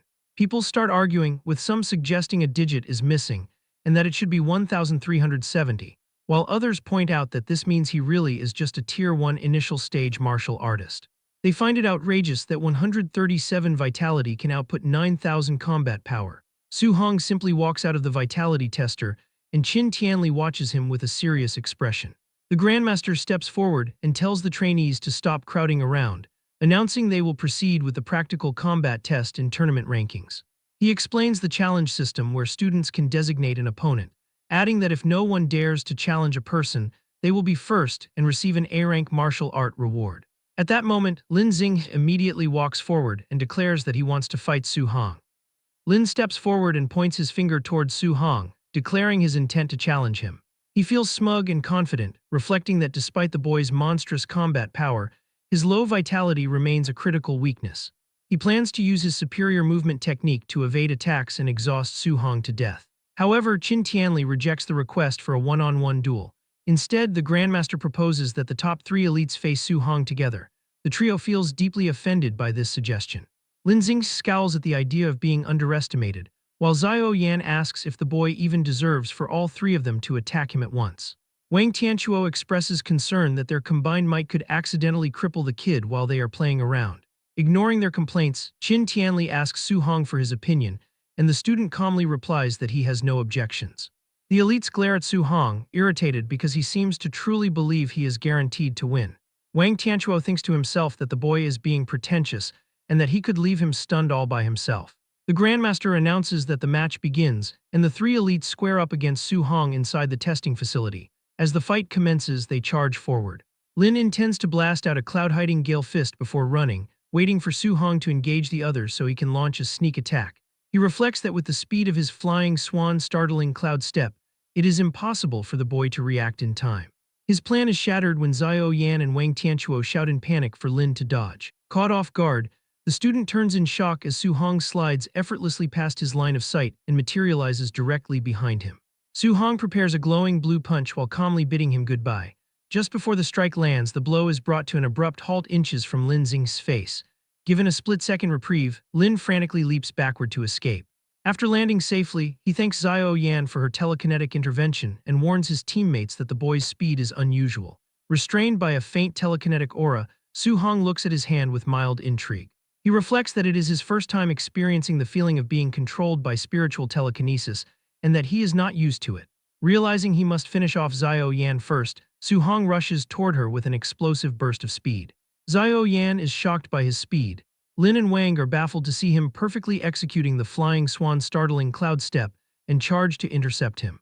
Lin wonders how a fire attribute user can perform his wind-based technique, eventually concluding that Su Hong must have dual attributes. He yells for Wang to stop him. Wang steps into the path of Su Hong with his arm ignited in a fiery aura, instructing Xiao Yan to focus on her spiritual control while he blocks the advance. Wang unleashes his A-rank bone netherfire fist. Instead of dodging, Su Hong mirrors the attack perfectly, his own fist erupting with the exact same pale blue flames. Before the strikes can connect, Xiao Yan amplifies her telekinetic hold and freezes Su Hong in his tracks. The crushing pressure causes the concrete beneath his feet to crack. Su Hong notes that the spiritual control is even more troublesome than he had initially imagined. Taking advantage of the situation, Lin leaps and brings down a fierce kick aimed at the boy's head. Observing from the sidelines, Qin Tianli muses that it might have been premature to let Su Hong fight all three elites. He reflects that escaping a spirit master's control requires either overwhelming physical strength or counteracting spiritual power. But despite the pressure, a confident smile spreads across the face of Su Hong. The Grandmaster is shocked to see that the boy is actually smiling. Just as the attacks are about to land, Su Hong unleashes a massive surge of brute strength and forcefully shatters the telekinetic bind. The violent backlash causes Xiao Yan to cough up blood as she loses her spiritual control. Now free, Su Hong effortlessly intercepts the attacks of the other two elites, creating a massive shock wave. The spectating trainees erupt in disbelief, terrified that he shattered the telekinesis using only sheer physical strength. They call him a humanoid ferocious beast. With a ruthless motion, Su Hong grabs the limbs of his opponents and twists them. Utilizing his monstrous strength, Su Hong lifts both elites and begins spinning them rapidly through the air. He eventually halts the spin and mercilessly slams both elites face first into the concrete floor. The massive impact shatters the ground, driving the face of Wang into the rubble while Lin coughs up blood. The trainees watch in horror as Su Hong repeatedly lifts and smashes the two elites into the ruined floor.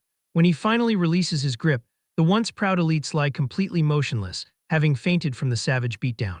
Standing tall amidst the settling dust, Su Hong has completely dominated the match. He locks an intense gaze onto his last remaining opponent, and Xiao Yan immediately loses her will to fight. Trembling, she throws her hands up and backs away, loudly surrendering and begging him not to come any closer. The spectating trainees are in awe, marveling that Su Hong has single-handedly crushed the camp's strongest trio. Qin Tianli steps forward to silence the commotion. He asks if anyone else dares to challenge Su Hong, declaring that otherwise the young man will take first place. The trainees quickly forfeit to avoid a similar fate, admitting that only an idiot would challenge him now. With no objections, the Grandmaster declares Su Hong the winner. He instructs Lin Zi to organize the remaining matches for the other rankings. He then tells Su-hong to follow him to claim his reward and select a new A-rank martial art. A satisfied smile spreads across the boy's face as he reflects on obtaining another powerful skill. As they walk, the Grandmaster mentions that he has been paying attention to Su-hong since the day he stepped into the training camp. He asks why the boy chose to hide his strength when others eagerly show off. Su-hong explains his caution, stating that without power or influence, sticking his head out too early makes it easy to be targeted. Qin Tianli laughs, appreciating the boy's survival instincts. He confesses that the tournament was arranged specifically for Su-hong to strive for more resources. The Grandmaster advises that in today's world, resources are concentrated on geniuses. He assures Su-hong that he no longer needs to hide his strength and offers his personal protection. Grateful for the backing, Su-hong thanks him. They soon arrive at the martial arts pavilion. Inside, the receptionist stands at attention as the Grandmaster orders her to bring the list of martial arts. He tells Su-hong to look carefully and ask if there is anything he does not understand. Su-hong asks which martial art would be best for him, but before advising, the Grandmaster asks which ones he already knows. Su-hong lists the Bone Netherfire Fist, Flying Swan Startling Cloud Step, Cloud Hiding Gale Fist, and Void Breaking Finger. The Grandmaster's expression tightens as he points out that those techniques are not in the camp's inventory. He asks incredulously if the boy really learned them just by watching Lin Xinghe use them once. When Su-hong casually confirms this, a drop of sweat rolls down the Grandmaster's face. He stares in silence, internally reflecting that the boy is truly a monster. The martial arts pavilion administrator watches in total shock, wondering who Su-hong could be to have Grandmaster Qin Tianli personally assist him in selecting a technique. As they look through the catalog, Qin Tianli suggests that since the boy already possesses offensive and movement skills, a control-type martial art would be best to balance his abilities. He recommends the A-rank Flame Cage, which condenses fire spiritual chi into a prison to trap and immobilize enemies. The Grandmaster explains that control-type arts require spiritual chi to leave the body, which is a difficult step that even most Tier 2 martial artists cannot achieve. Despite Su-hong currently being only at the Tier 1 initial stage, Qin Tianli believes that with his talent, he should be able to learn it. The old man mentions that he has learned this martial art before and offers to demonstrate it first so the boy can decide whether to choose it. Su-hong thanks him, as Qin Tianli summons a small flame from his hand. The Grandmaster notes that the power of control-type arts is immense and explains the battle's strategy. First, trap the enemy with the flame cage, and then launch an attack to achieve a one-hit kill. However, he warns that maintaining the cage while launching an attack would be impossible for the boy to perform right now. Qin Tianli admits that he only mastered that level of coordination after becoming a Tier 3 martial artist. Hearing that it is so difficult, Su-hong immediately shakes his head and tells the Grandmaster he is giving up on the technique and will choose something else.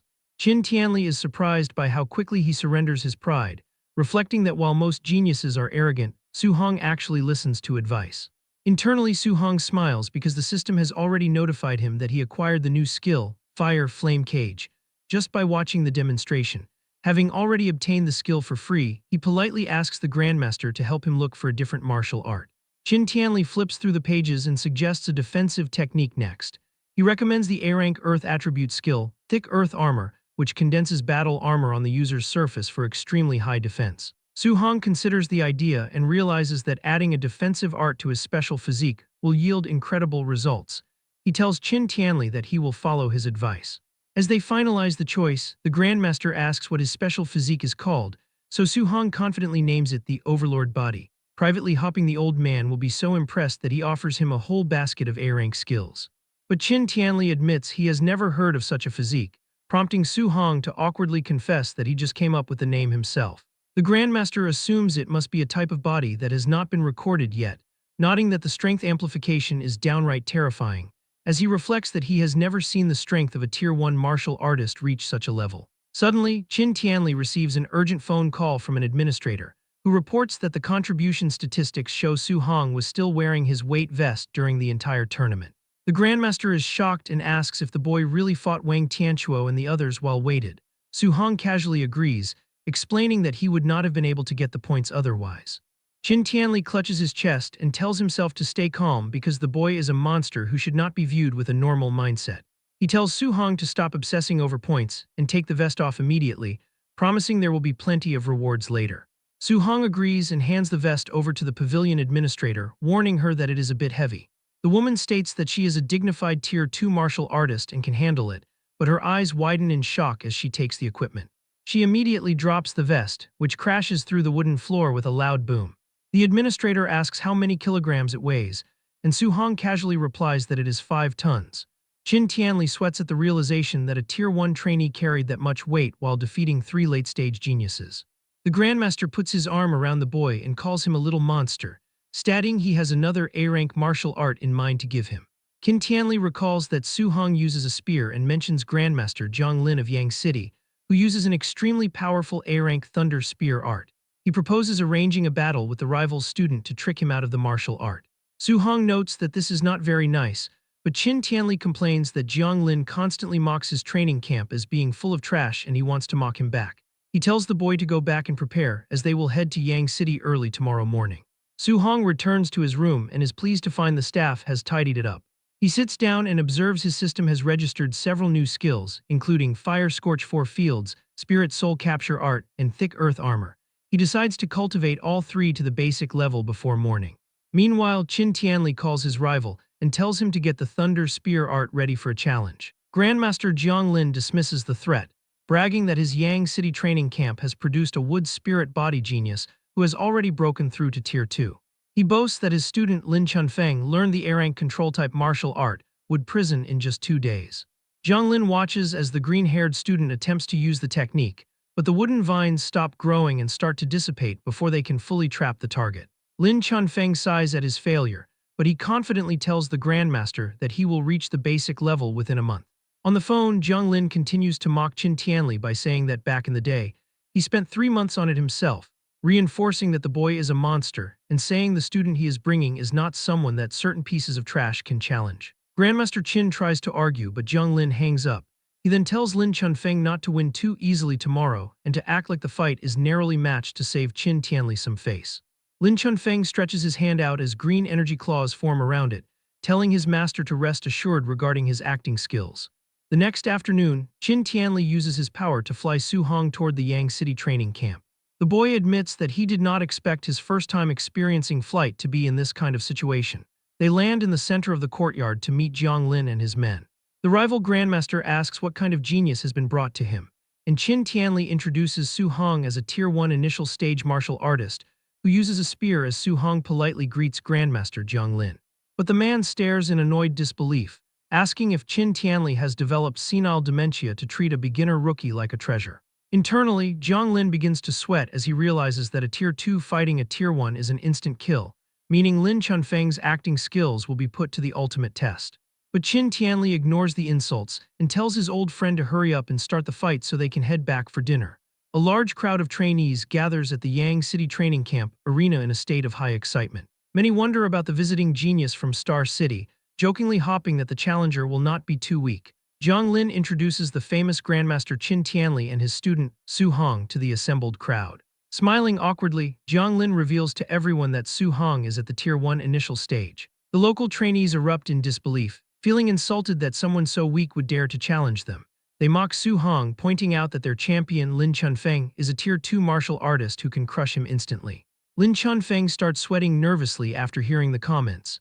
His master ordered him to make the fight look close to save the pride of Qin Tianli, but he panics over how to fake a fair battle against such a weak opponent. Ignoring the noise, Zhang Lin confirms the bet with Qin Tianli. If his student wins, Qin Tianli must teach him an A-rank martial art. Pretending to be generous, Zhang Lin tells Su-hong that if he somehow manages to win, he can choose an extra A-rank martial art as a prize, and Su-hong politely thanks him for the offer. Qin Tianli sarcastically calls his rival a nice guy while slapping his back. Meanwhile, Zhang Lin remains fully confident that a Tier 1 beginner can never defeat a Tier 2 student who possesses a rare wood spirit body. The competitors step into the arena while the Grandmasters watch from the side. Zhang Lin subtly reminds Lin Chunfeng to hold back his strength. Gripping his sword, the anxious student assures his master that he will comply. As he draws his blade, Lin Chunfeng continues to worry about his acting skills. He is terrified of accidentally hurting the beginner with a single careless strike. Noticing that his opponent is unarmed, Lin Chunfeng asks why Su-hong is not using the spear he brought to the camp. Su-hong casually stretches and replies that he will not use his weapon for now. He reflects that his only spear skill is a basic C-rank technique, which is much weaker than his A-rank fist and movement skills. He realizes that using the spear would put him at a clear disadvantage. Lin Chunfeng misinterprets this practical choice as pure arrogance and grows annoyed. Eager to test this confidence, he leaps into the air and charges at him with his sword. Covered in a green aura, Lin Chunfeng swings his blade downward. Su Hong easily dodges the heavy slash, stepping aside as the weapon smashes into the stone floor and sends debris flying. Using his A-rank movement skill, Su Hong gracefully glides backward across the arena. He leaves a trail of wind behind him as he keeps his distance. Lin Chunfeng is shocked to see a beginner use an A-rank wind movement technique. Thinking that it is interesting and refusing to let him escape, Lin Chunfeng charges forward again. He declares that movement skills are useless now and unleashes his wood prison technique. Thick green vines shoot from the ground and tightly wrap around the leg of Su Hong. Su Hong briefly praises the talent of Lin Chunfeng for possessing a rare control-type skill. He remains calm and flares his aura, preparing to use raw physical strength to break free. Before he can even try, the green vines suddenly shatter and vanish into thin air. Su Hong is confused, wondering how such a powerful technique could fall apart so instantly. Lin Chunfeng uses this brief distraction to appear midair behind Su Hong. Swinging his sword down, he confidently claims that stopping his opponent for just a second is enough to win. Su Hong is unfazed and calmly looks over his shoulder. He gathers glowing green wind energy around his fist, preparing a quick counterpunch. As he throws the wind-infused strike, Lin Chunfeng realizes with shock that the attack is too fast and will hit him before his sword can land. He desperately uses his wood escape technique to create a thick wooden barrier for protection. The defense proves to be completely useless, as the punch from Su Hong violently shatters the wooden shield into splinters and launches Lin Chunfeng backward with immense force. The battered Lin Chunfeng is completely baffled by the overwhelming physical power of a lower-level beginner. The local trainees are equally shocked to see their champion's A-rank defense easily broken. They fearfully realize that the raw strength of Su Hong is greater than that of a wild beast. Qin Tianli laughs loudly from above the arena, teasing his rival about the sudden turnaround. Jiang Lin is sweating but stubborn, arguing that raw strength alone will not defeat his genius student and tells his rival to keep watching. Su Hong launches himself forward at high speed to chase down Lin Chunfeng. He delivers a fierce kick, but his leg passes right through the target and shatters it into shadows. Su Hong quickly realizes he only hit an afterimage. Using his own A-rank movement skill, Lin Chunfeng appears directly behind him. He boasts about his own footwork and unleashes an explosive sword slash, but Su Hong dodges it easily. Panting, Lin Chunfeng looks across the arena and acknowledges the immense power of the boy. He urges Su Hong to give up, humbly admitting that he would definitely lose if they were at the same level. But Su Hong extends a hand toward him. Bright orange flames violently erupt from the boy's fist. Before Lin Chunfeng can react, a massive cage of fire roars to life and instantly traps him. Lin Chunfeng is shocked to see Su Hong use a control-type martial art. Sweating from the heat, he is amazed that a beginner has mastered the flame cage. He assumes the energy of Su Hong will not last long and decides to wait inside for the flames to collapse on their own. On the platform, Qin Tianli loses his composure, shocked that Su Hong has already mastered the technique. Jiang Lin asks why he is so surprised by a move he supposedly taught his own student, as Qin Tianli awkwardly stammers for an excuse, while Jiang Lin demands to know why a wind attribute student is suddenly using fire. The Grandmaster masks his ignorance by claiming that having multiple elements is not a big deal. Desperate to change the subject, Qin Tianli points back at the fight and Jiang Lin wonders why the cage has not collapsed yet. Su Hong stands calmly outside the cage, gathering a swirling white flame around his fist. Lin Chunfeng stares in horror from inside the prison. He realizes that Su Hong is multitasking by preparing an attack while maintaining the cage, which is a feat that even Tier 3 martial artists find difficult to do. Confirming these fears, Su Hong launches himself forward and drives his glowing fist right through the flames. Lin Chunfeng desperately triggers his wood escape again, summoning thick wooden roots to shield himself. The defense is useless as the glowing fist of Su Hong pierces straight through the wood. The strike slams into the stomach of Lin Chunfeng, causing him to cough up blood as he thinks that this is too ridiculous. Su Hong's fist smashes brutally into the chest of Lin Chunfeng, spraying blood into the air. The massive force launches his opponent backward, where he crashes violently against the scorching walls of the flame cage, severely burning his bare back. However, bright green energy instantly flares over the burns, rapidly healing the damaged skin. With a confident smirk, Chunfeng warns Su Hong not to underestimate the healing power of a Tier 2 martial artist's wood spirit body. Su Hong is unfazed and stares at him coldly, figuring that if one punch is not enough to keep him down, he will just throw more. Charging forward, Su Hong unleashes a rapid and relentless barrage of glowing punches, refusing to believe Lin Chunfeng can keep recovering forever. Even while taking the heavy blows, Chunfeng absorbs the damage and taunts his attacker, insisting that the effort is useless because a Tier 1 fighter's stamina can never outlast that of a Tier 2. Chunfeng gathers a dense sphere of green energy in his free hand and challenges him, eager to see whether the flame cage will collapse first or his recovery power will run out first. Realizing his fire energy is running dangerously low, Su Hong suddenly stops attacking, knowing the cage might collapse on its own and turn the situation against him. He cancels the fiery prison himself. As the flames vanish, Lin Chunfeng laughs in triumph, assuming Su Hong has given up and declaring that it is now his turn to attack and that the boy's defeat is guaranteed.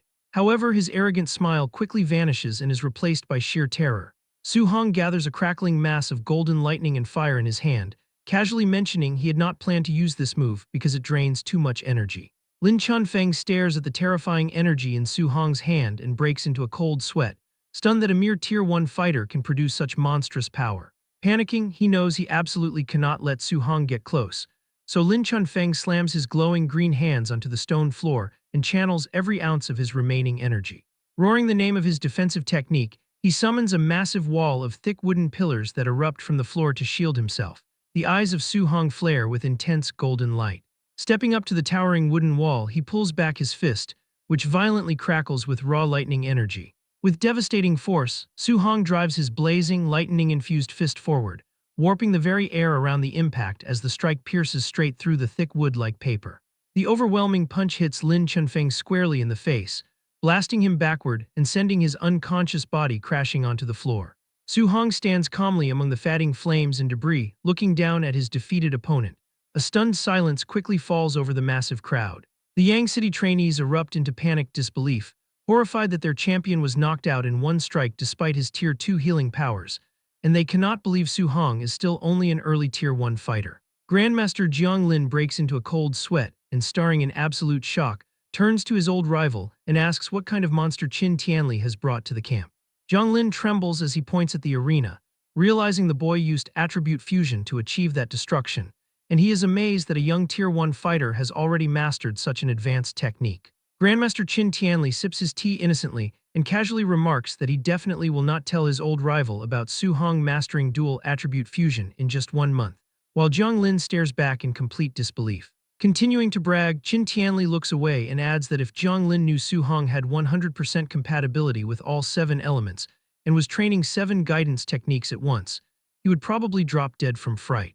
Pretending to be clumsy, Qin Tianli cheerfully apologizes for letting the secret slip, though his smug face shows he does not regret it at all. Meanwhile, Jiang Lin stands paralyzed as his mind struggles to process how a student could achieve such insane feats in a single month. Qin Tianli throws an arm around his dazed rival and brings up their bet, demanding that since Su Hong won the match, Jiang Lin must teach the boy the A-Rank Thunder Spirit Art and his ultimate Palm Thunder, to which Jiang Lin mindlessly agrees.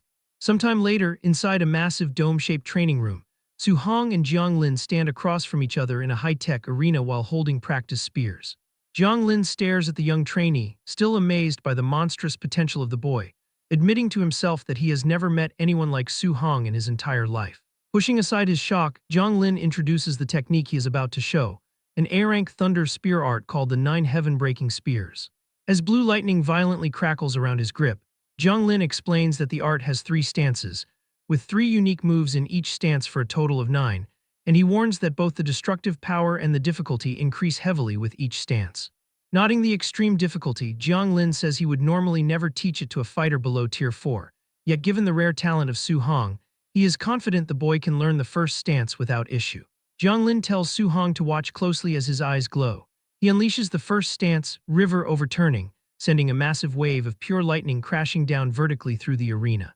Moving smoothly to the next attack, Jiang Lin announces the second stance, Sea Inverting. Sweeping his spear, he summons a huge wave of lightning that surges across the arena like a raging ocean.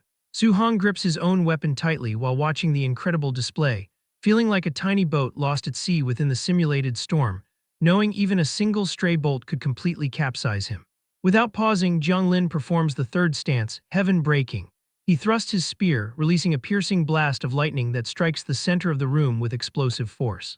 The residual power of that last spear strike whips up a massive and terrifying tornado of swirling electricity. Su Hong observes the fierce storm and realizes the Grandmaster clearly pulled his punch so as not to destroy the room, and even though he feels like a mere ant in front of him right now. The eyes of Su Hong shine with determination as he firmly resolves that in the future, he will also possess such combat power.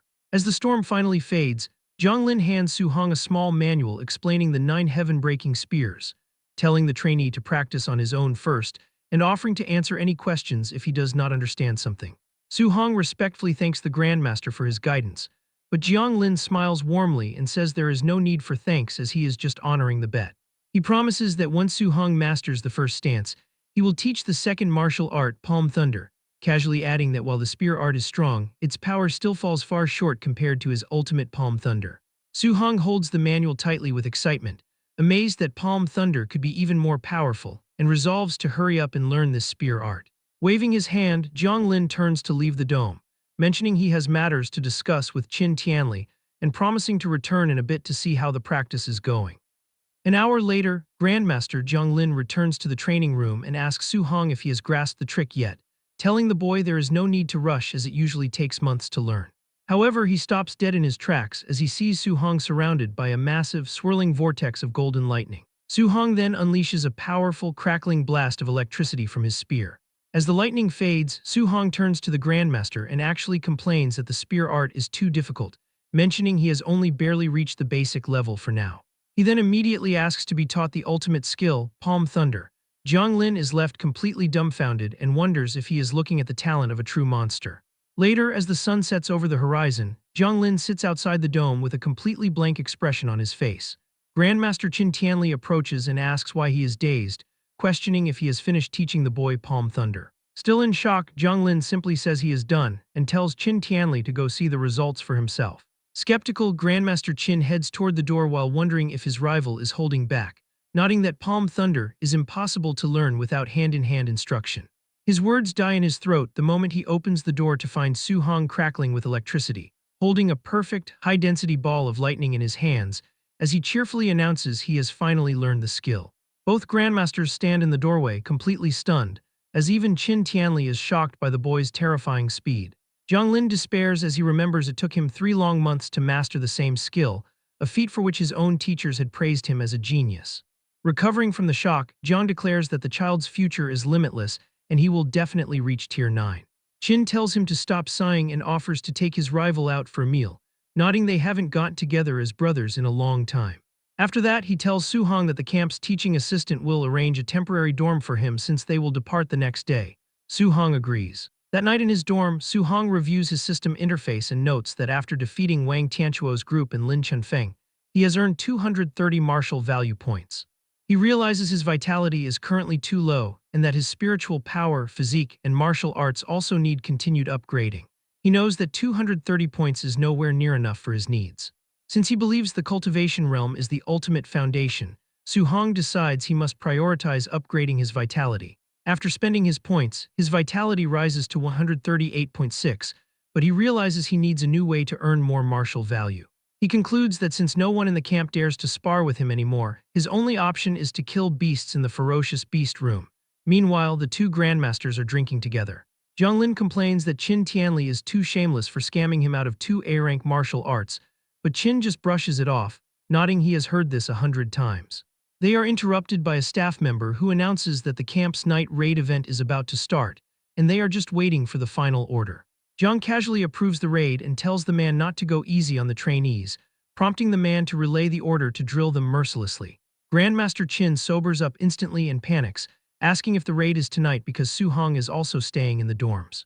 Realizing the massive mistake, Zhang Lin tries to postpone the event, but it is already too late. The notification has been sent and the instructors have begun the hunt. Outside, a team of masked raiders assembles. Bu Jingfeng, who was previously humiliated by Su Hong, asks his brother Bu Jinglong why a Tier 2 high-level martial artist is participating in a simple night raid. Jinglong explains that Grandmaster Zhang Lin specifically asked him to handle a wood spirit body trainee with strong recovery abilities. Jinglong remarks that the Grandmaster is just making him bully a kid who is only at the Tier 2 initial stage, but Jingfeng pauses, nodding the description sounds very familiar. Jinglong smirks and teases his brother about being counterkilled during a previous night raid, telling him he really embarrassed the family. A flustered Bu Jingfeng defends himself, claiming he underestimated the enemy and vowing to eliminate Su Hong if they meet again. Jinglong mockingly questions if beating a Tier 1 initial stage is even something to be proud of, He then orders everyone to put on their hoods and charge. The peace of the dorm is shattered as the masked instructors launch a surprise ambush, smashing through the doors. The commotion alerts Su-hong, who looks out and realizes a night raid is currently underway. He watches an instructor punch a naked student who yells at the man for having no martial virtue. The masked man then spots Su-hong and lunges at him, surprised they actually missed a student during the first wave. Before the man can even react, Su-hong delivers a devastating uppercut that sends the instructor crashing straight into the ceiling. With the instructor stuck in the rafters, an annoyed Su-hong ignites a flame in his hand, complaining that since he isn't even a student here, they shouldn't be attacking him. Looking at the raiders' dark clothes and covered head, Su-hong suddenly has a brilliant idea. He considers that if he changes his clothes and pretends to be a raider, he can openly defeat the students to earn massive martial value. A sly smile spreads across his face, even though he wonders for a second if this would be inappropriate. Down the hall, a naked student begs a masked instructor to wait until he can put his boxers on, but the raider just laughs and tells him to stay still and be knocked out. Suddenly, a disguised Su-hong bursts into the room and announces that he has come to help. The real instructor turns around, confused, and asks what the newcomer is doing there since he is the one in charge of this specific area. Without saying a word, Su-hong punches the instructor through the concrete wall. The student stares in absolute shock, wondering why the raiders are suddenly fighting each other. Su-hong immediately dashes out, declaring he is going to make a killing and earn hundreds of points tonight, while the naked student wonders why he was spared. Thrilled, Su-hong runs down the hall with a flaming fist, realizing that since these raiders are all high tier, he can finally fight without holding back.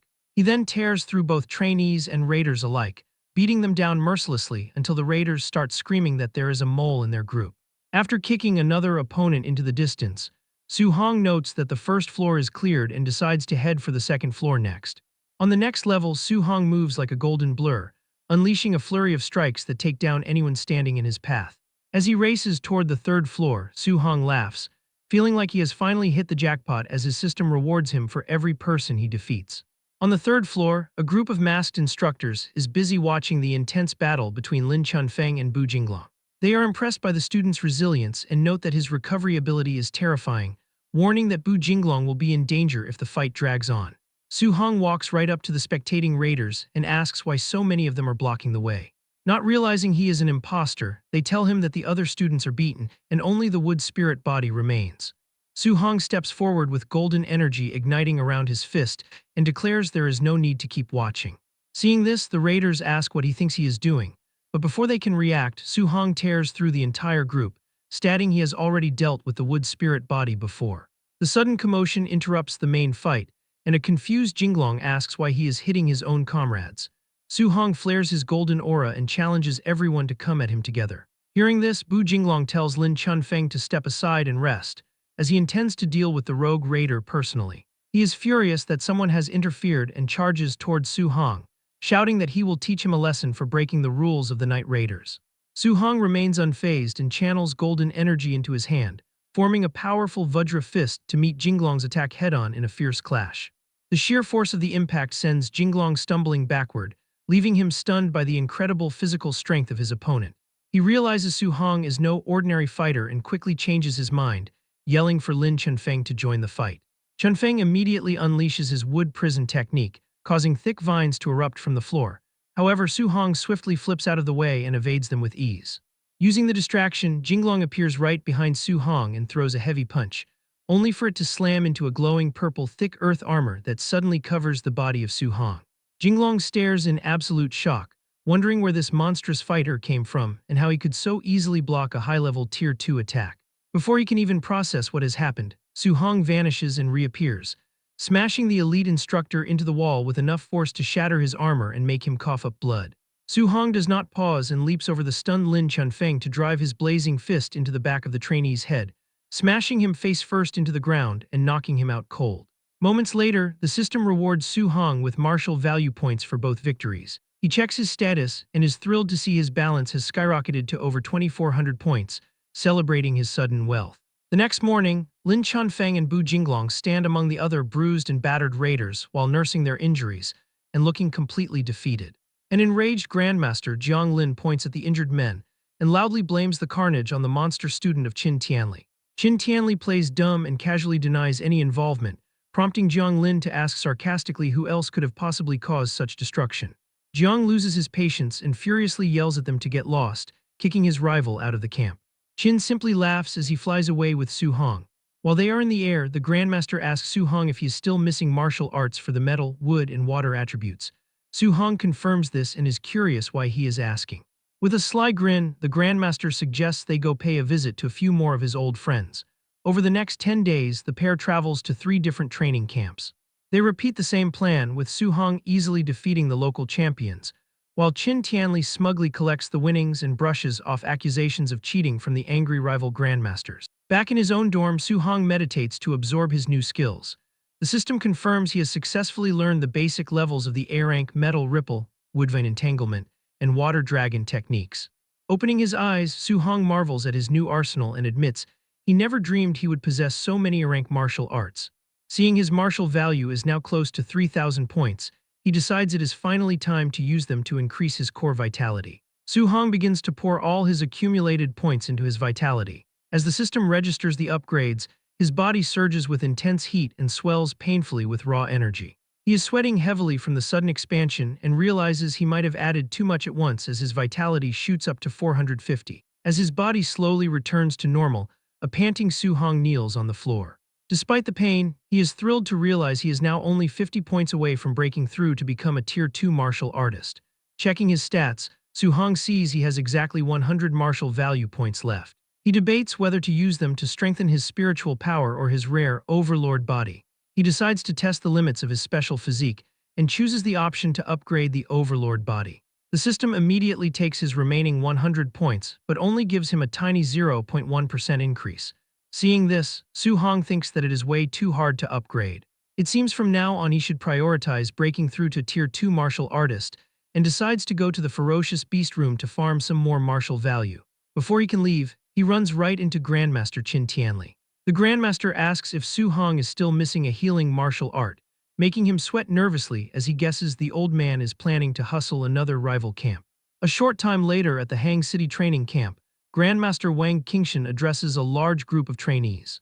He announces a brutal wilderness special training event, where students must survive in the 10,000 Monster Mountain range for 7 days without any outside supplies. Su Hong stands among the local trainees with his spear and listens to the harsh rules. He silently notes that as a provincial capital, the camp of Hang City is filled with real geniuses, and is much tougher than Star City since these trainees can only earn points by killing beasts at or above their own level. When Grandmaster Wang officially starts the training, Su Hong leaps into the dangerous mountain range along with the rest of the Hang City trainees. Watching the students leave, Grandmaster Wang questions the confidence of Qin Tianli and points out that Su Hong has not even reached Tier 2 yet. Qin Tianli simply confirms their bet. If Su Hong wins the survival challenge, Wang Qingshan must teach him an A-rank healing art. In return, he arrogantly promises to teach an A-rank martial art to every single Hang City student that manages to beat Su Hong. Wang Qingshan is amused by this and wonders if his rival can actually afford to make such a promise, reminding him that half the students are already at Tier 2. He then just brushes off the danger and claims that facing the beasts early will be good for the boy. Hearing this, Grandmaster Qin asks with alarm if beasts from the 10,000 races demonic cult have arrived. Wang casually confirms they have but dismisses them as just low-level Tier 2 and Tier 3 creatures. Qin Tianli accuses Wang Qingshan of sending the students to their deaths by making them fight Tier 3 monsters. Wang coldly replies that the war of 10,000 races is incredibly cruel and true powerhouses can only be forged through extreme hardship. The young trainee is already deep in the wilderness and violently cuts the head off a massive wolf beast with a lightning-infused spear strike.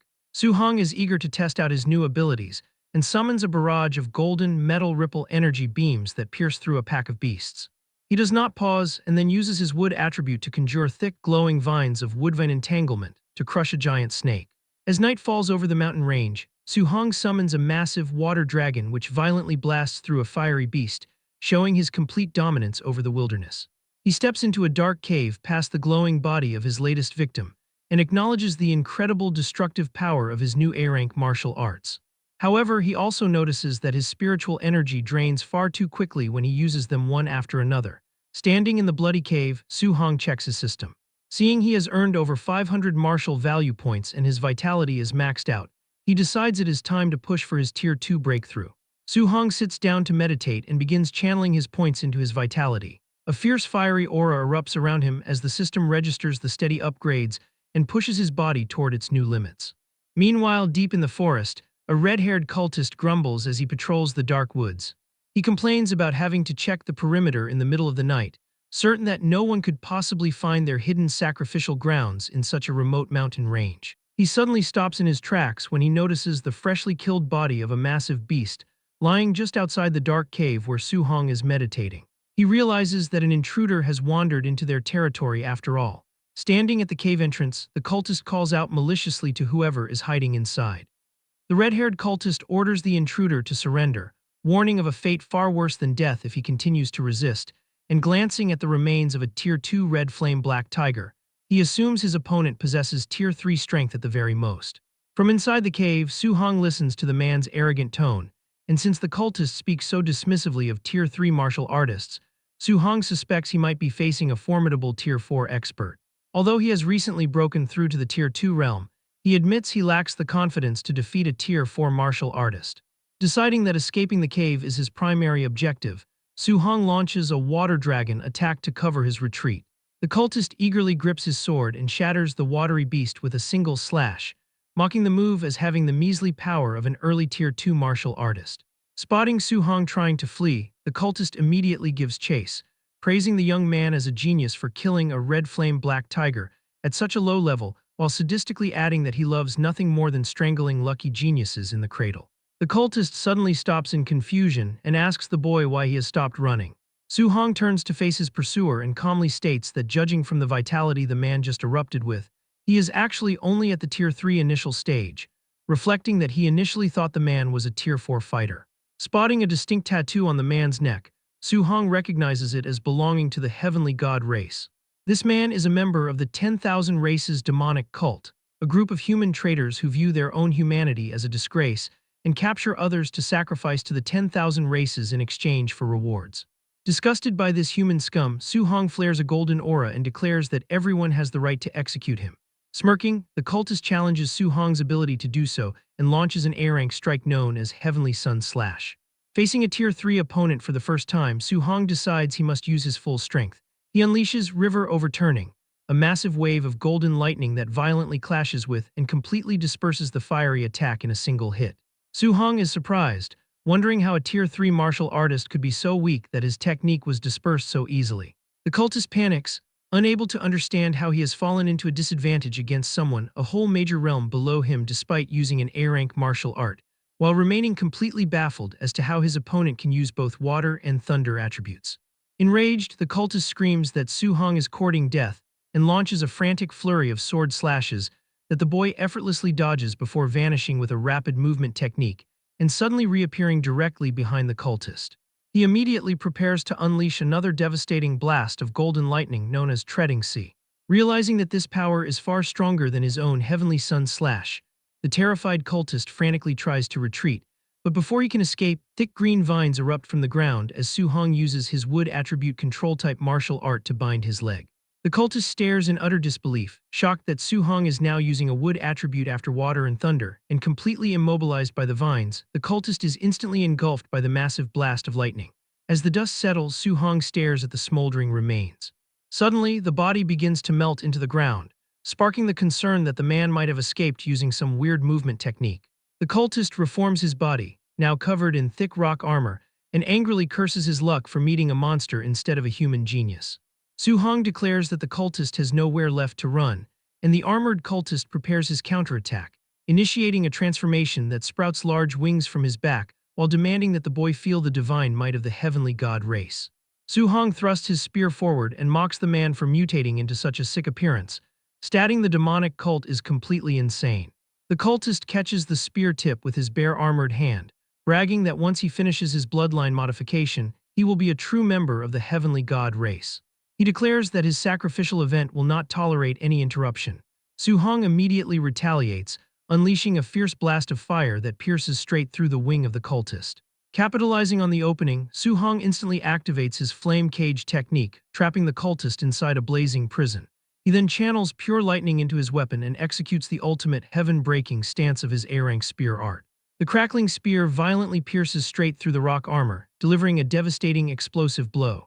The cultist gasps out the word monster as his mutated body completely shatters into pieces just moments later.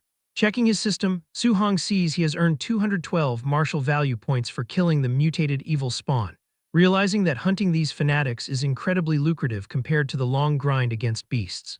Remembering the mention of a sacrifice, Su-hong quickly deduces they have captured humans and decides he must notify the Grandmaster. Back at the Hang City training camp, Grandmaster Qin Tianli checks his phone and relays the report to Grandmaster Wang Qingshan, mentioning the presence of the demonic cult and their sacrificial event. Wang Qingshan calmly sips his tea and says that if the targets are the cultists' own members, there is no need to care about them.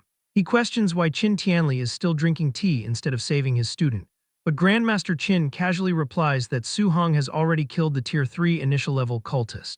Wang Qingshan scoffingly refuses to believe a Tier 1 trainee could defeat such an opponent and accuses Qin Tianli of bragging. 3 days later, Su-hong has killed quite a few Tier 3 ferocious beasts but has not found another member of the demonic cult. His total martial value currently sits at 682, a sum that will never grow as fast as it would by killing cultists. Suddenly, his heightened senses pick up a presence. A blue-haired woman with black wing tattoos on her back stands on a nearby branch, playfully praising the handsome little brother for discovering her. Gathering sharp ice energy in her hand, she offers a seductive smile but ruthlessly declares that since he has barged in, he can only go die.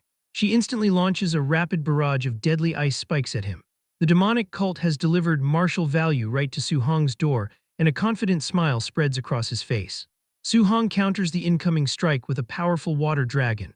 The two elemental powers violently collide, creating a thick veil of smoke that hangs over the area.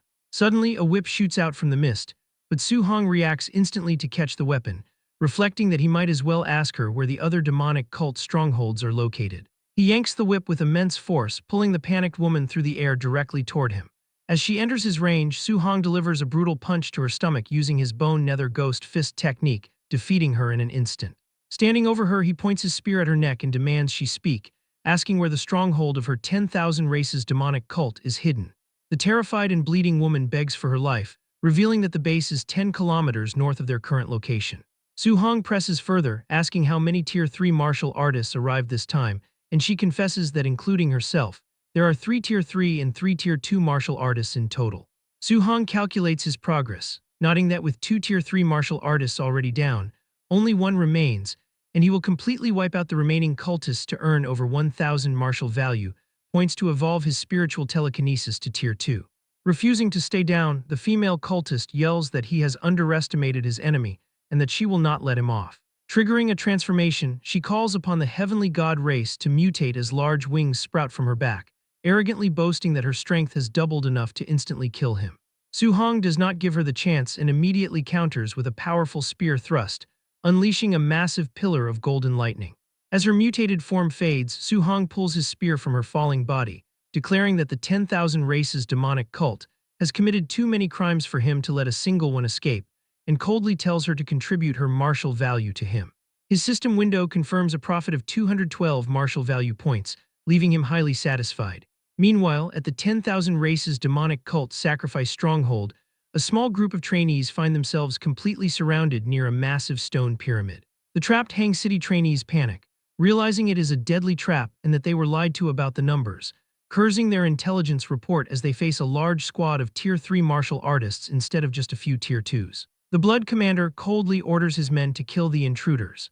The cultists eagerly charge, targeting the 3 Tier 2 middle-stage geniuses while maliciously declaring they will skin them and pull out their tendons as sacrifices to their lords. Refusing to go down without a fight, the desperate trainees decide to perish together, trusting that their Grandmaster will avenge them.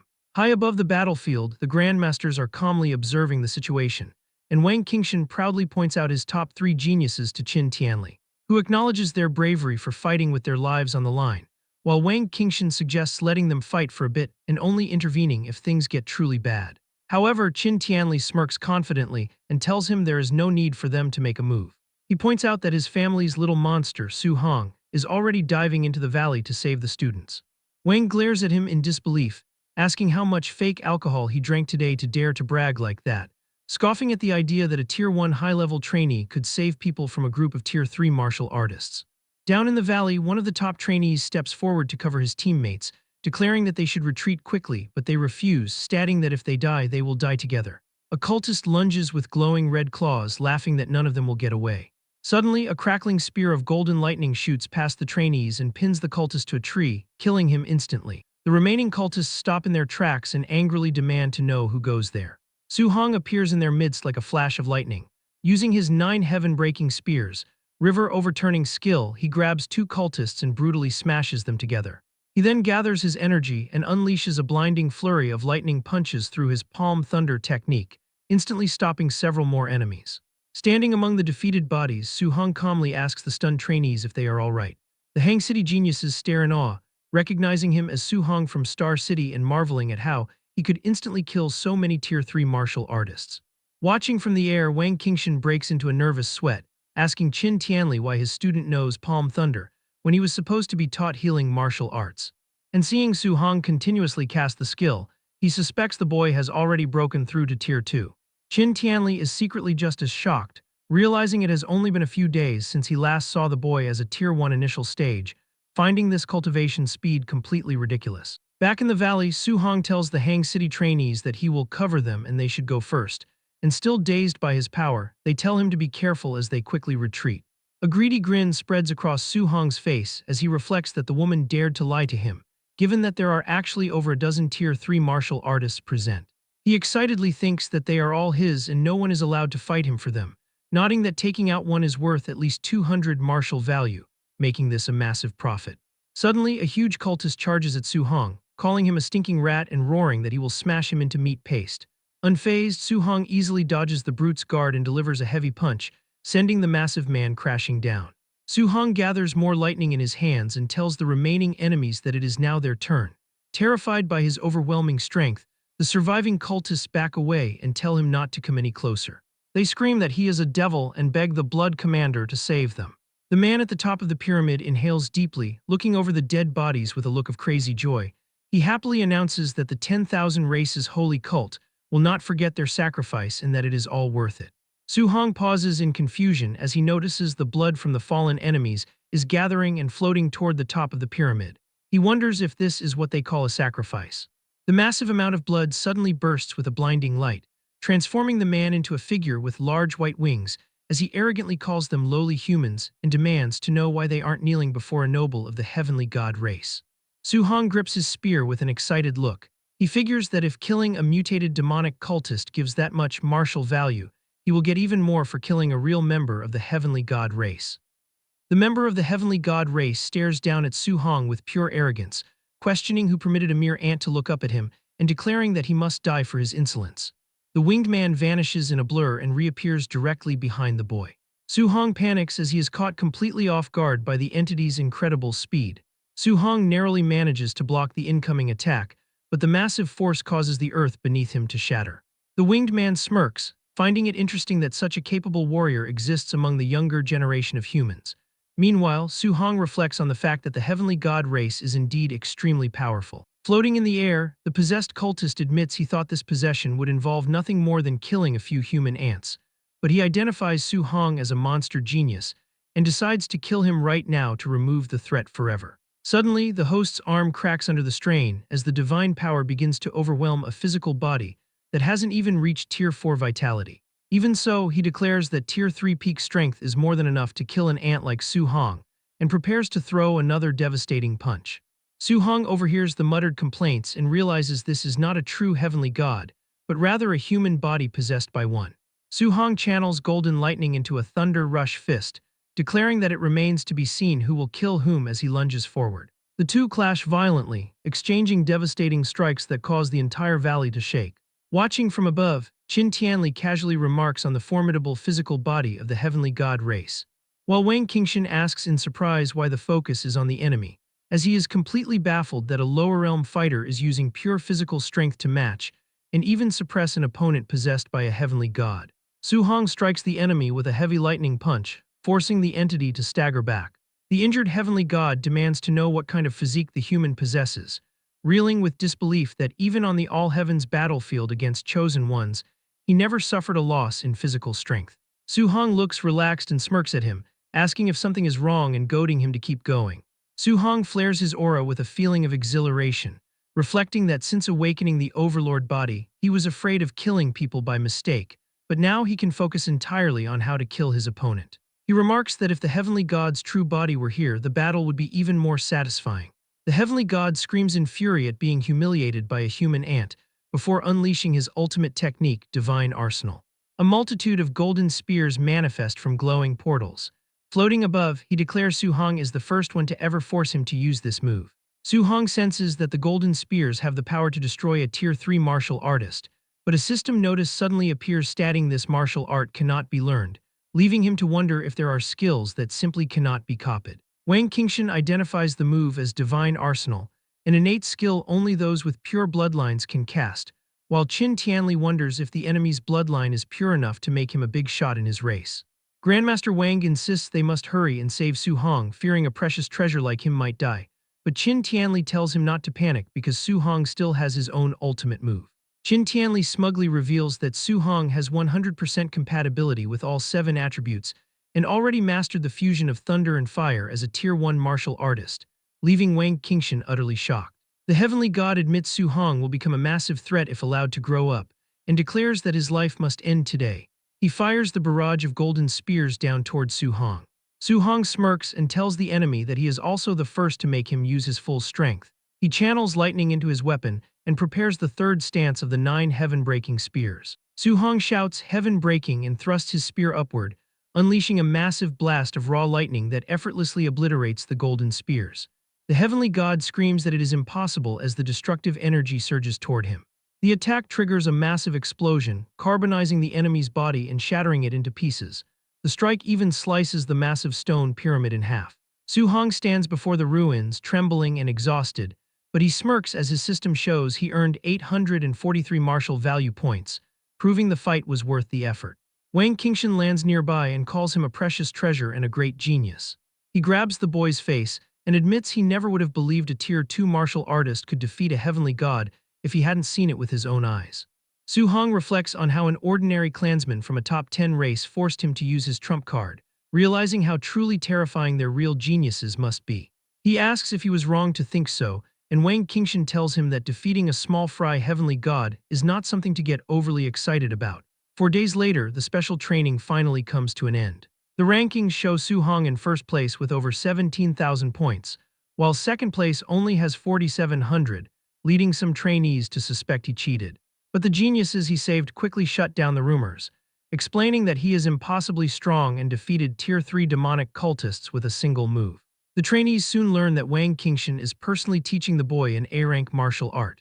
Walking out of the hall, Wang complains that the monster learned his healing art in only half a day, to which Qin Tianli tells him to simply get used to it. Inside the training room, Su Hong meditates in silence, finding that the A-rank healing art is extremely effective, having removed all of his old scars. He checks his interface and sees he has over 14,000 martial value points, realizing he can now increase his spiritual power to 500 to become a Tier 2 spirit master and significantly boost his vitality. Elsewhere at the Heavenly God Palace, a voice emanating from a statue asks how they could possibly lose to a human an entire realm lower, even after using the Divine Arsenal. Tian Ming confirms the humiliating defeat and warns that the human is a monster genius. The statue calls for Tian Shang, who steps forward into the light. The statue declares that the child will become a massive threat and issues a kill order to eliminate him as soon as possible. Tian Shang accepts the order with a sinister smile. The statue asks if any divine object fragments have been found in human territory, and while Tian Shang reports they haven't found any yet, he mentions hearing recent news, prompting the statue to order a continued search while ensuring the human race remains unaware. Trainees at the Star City training camp watch a live feed as Wang Tianchuo decapitates a Tier 2 bear beast using his bone netherfire fist. The surrounding crowd notes that ever since Su Hong defeated Wang Tianchuo, Xiao Yan, and Lin Xing, the 3 elites have been fighting like absolute maniacs. Driven by their loss, the trio spent every day pushing themselves in the combat rooms, exchanging all their contribution points for pills to improve their strength, and allowing all 3 to break through to Tier 2 within a single month. Even Lin Xing abandoned his typical flashy style and trained hard enough to transform into a muscular macho man. Now prepared and confident, the 3 elites await the return of Su Hong, eager for a rematch. Later outside the camp, Lin Zi welcomes back Grandmaster Qin. Noticing the young prodigy is missing, Lin Zi asks where Su Hong is, and Qin Tianli explains that the kid wanted to stay in the woods for a few more days of solo training. When Lin Zi worries that Su Hong might miss the end of the training camp, the Grandmaster assures him that the kid isn't stupid enough to do that. 2 days later, deep in the wilderness, Su Hong sits meditating atop a high stone pillar while a snake beast coils around the rock below. Surging with golden energy, he absorbs his recent gains until his system confirms his spiritual power has reached the 500-point threshold. Sensing its prey, the giant snake roars and lunges at the meditating trainee. Su Hong casually extends his glowing hand and freezes the beast mid-strike with the weight of his telekinesis. Unleashing his amplified power, he activates his weapon condensation art to form a construct of golden energy to crush his immobilized prey. He shapes the energy into a massive golden sword and with a single command, brings the blade crashing down to split the snake in half. As he disperses the weapon, Su Hong reflects that the martial skill power of a Tier 2 Spirit Master is truly terrifying. Eager to test the limits of his enhanced spiritual capacity, he decides to attempt a 3-attribute fusion by gathering thunder, fire, and metal energy in his hands. As soon as the 3 attributes come together, they instantly become volatile. Su Hong realizes too late that he is losing control as the energy begins to spiral out of his command. The blast detonates with a massive roar, shattering the stone pillar he stood on. Coughing in the rubble, he notes that the power of a failed fusion is terrifying, considering that a successful strike might even be able to injure a Tier 4 martial artist. On the final day of the training camp, a ragged Su Hong walks back through the front gates. Spotting him, the other trainees rush to notify Wang Tianchuo, eager to see the rematch. Grandmaster Qin Tianli asks the 3 young prodigies if they truly think they can win against Su Hong. Xiao Yan, Lin Xing, and Wang Tianchuo declare that their victory is guaranteed. Su Hong asks the trio if they are sure they really want to challenge him.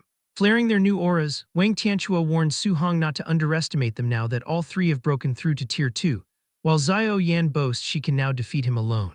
Offering a sheepish apology, Su Hong interrupts their boasting before erupting in a fierce fiery aura, revealing that he is also a Tier 2 martial artist now. Despite her shock, Xiao Yan ignites her power and declares that she is still a spirit master and is not afraid of him. She activates her weapon condensation art, summoning a giant golden sword from the sky. In response, Su Hong activates his own weapon condensation art and summons a massive golden sword of his own that instantly crushes the spiritual weapon of Xiao Yan, causing her to cough up blood before the strike even lands. Pointing his summoned sword at the trio, Su Hong apologizes once more before revealing that he is actually a spirit master as well. The 3 elites back away in shock as they realize Su Hong is both a Tier 2 spirit master and a Tier 2 martial artist with a top-tier special physique, meaning he never even used his full strength during their last spar.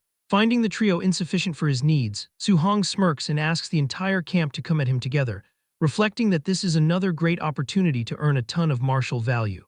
He unleashes a glare at the surrounding trainees, breaking their fighting spirit. The crowd erupts into panic, screaming that they surrender and begging him not to come near them. Watching from the sidelines, Beimu and Lin Zi complain to Grandmaster Qin, feeling hurt that he kept Su Hong's spirit master status a secret from them. However, a sweating and speechless Qin Tianli can only stare in silence, having been blindsided by the revelation that his student reached Tier 2 as a spirit master.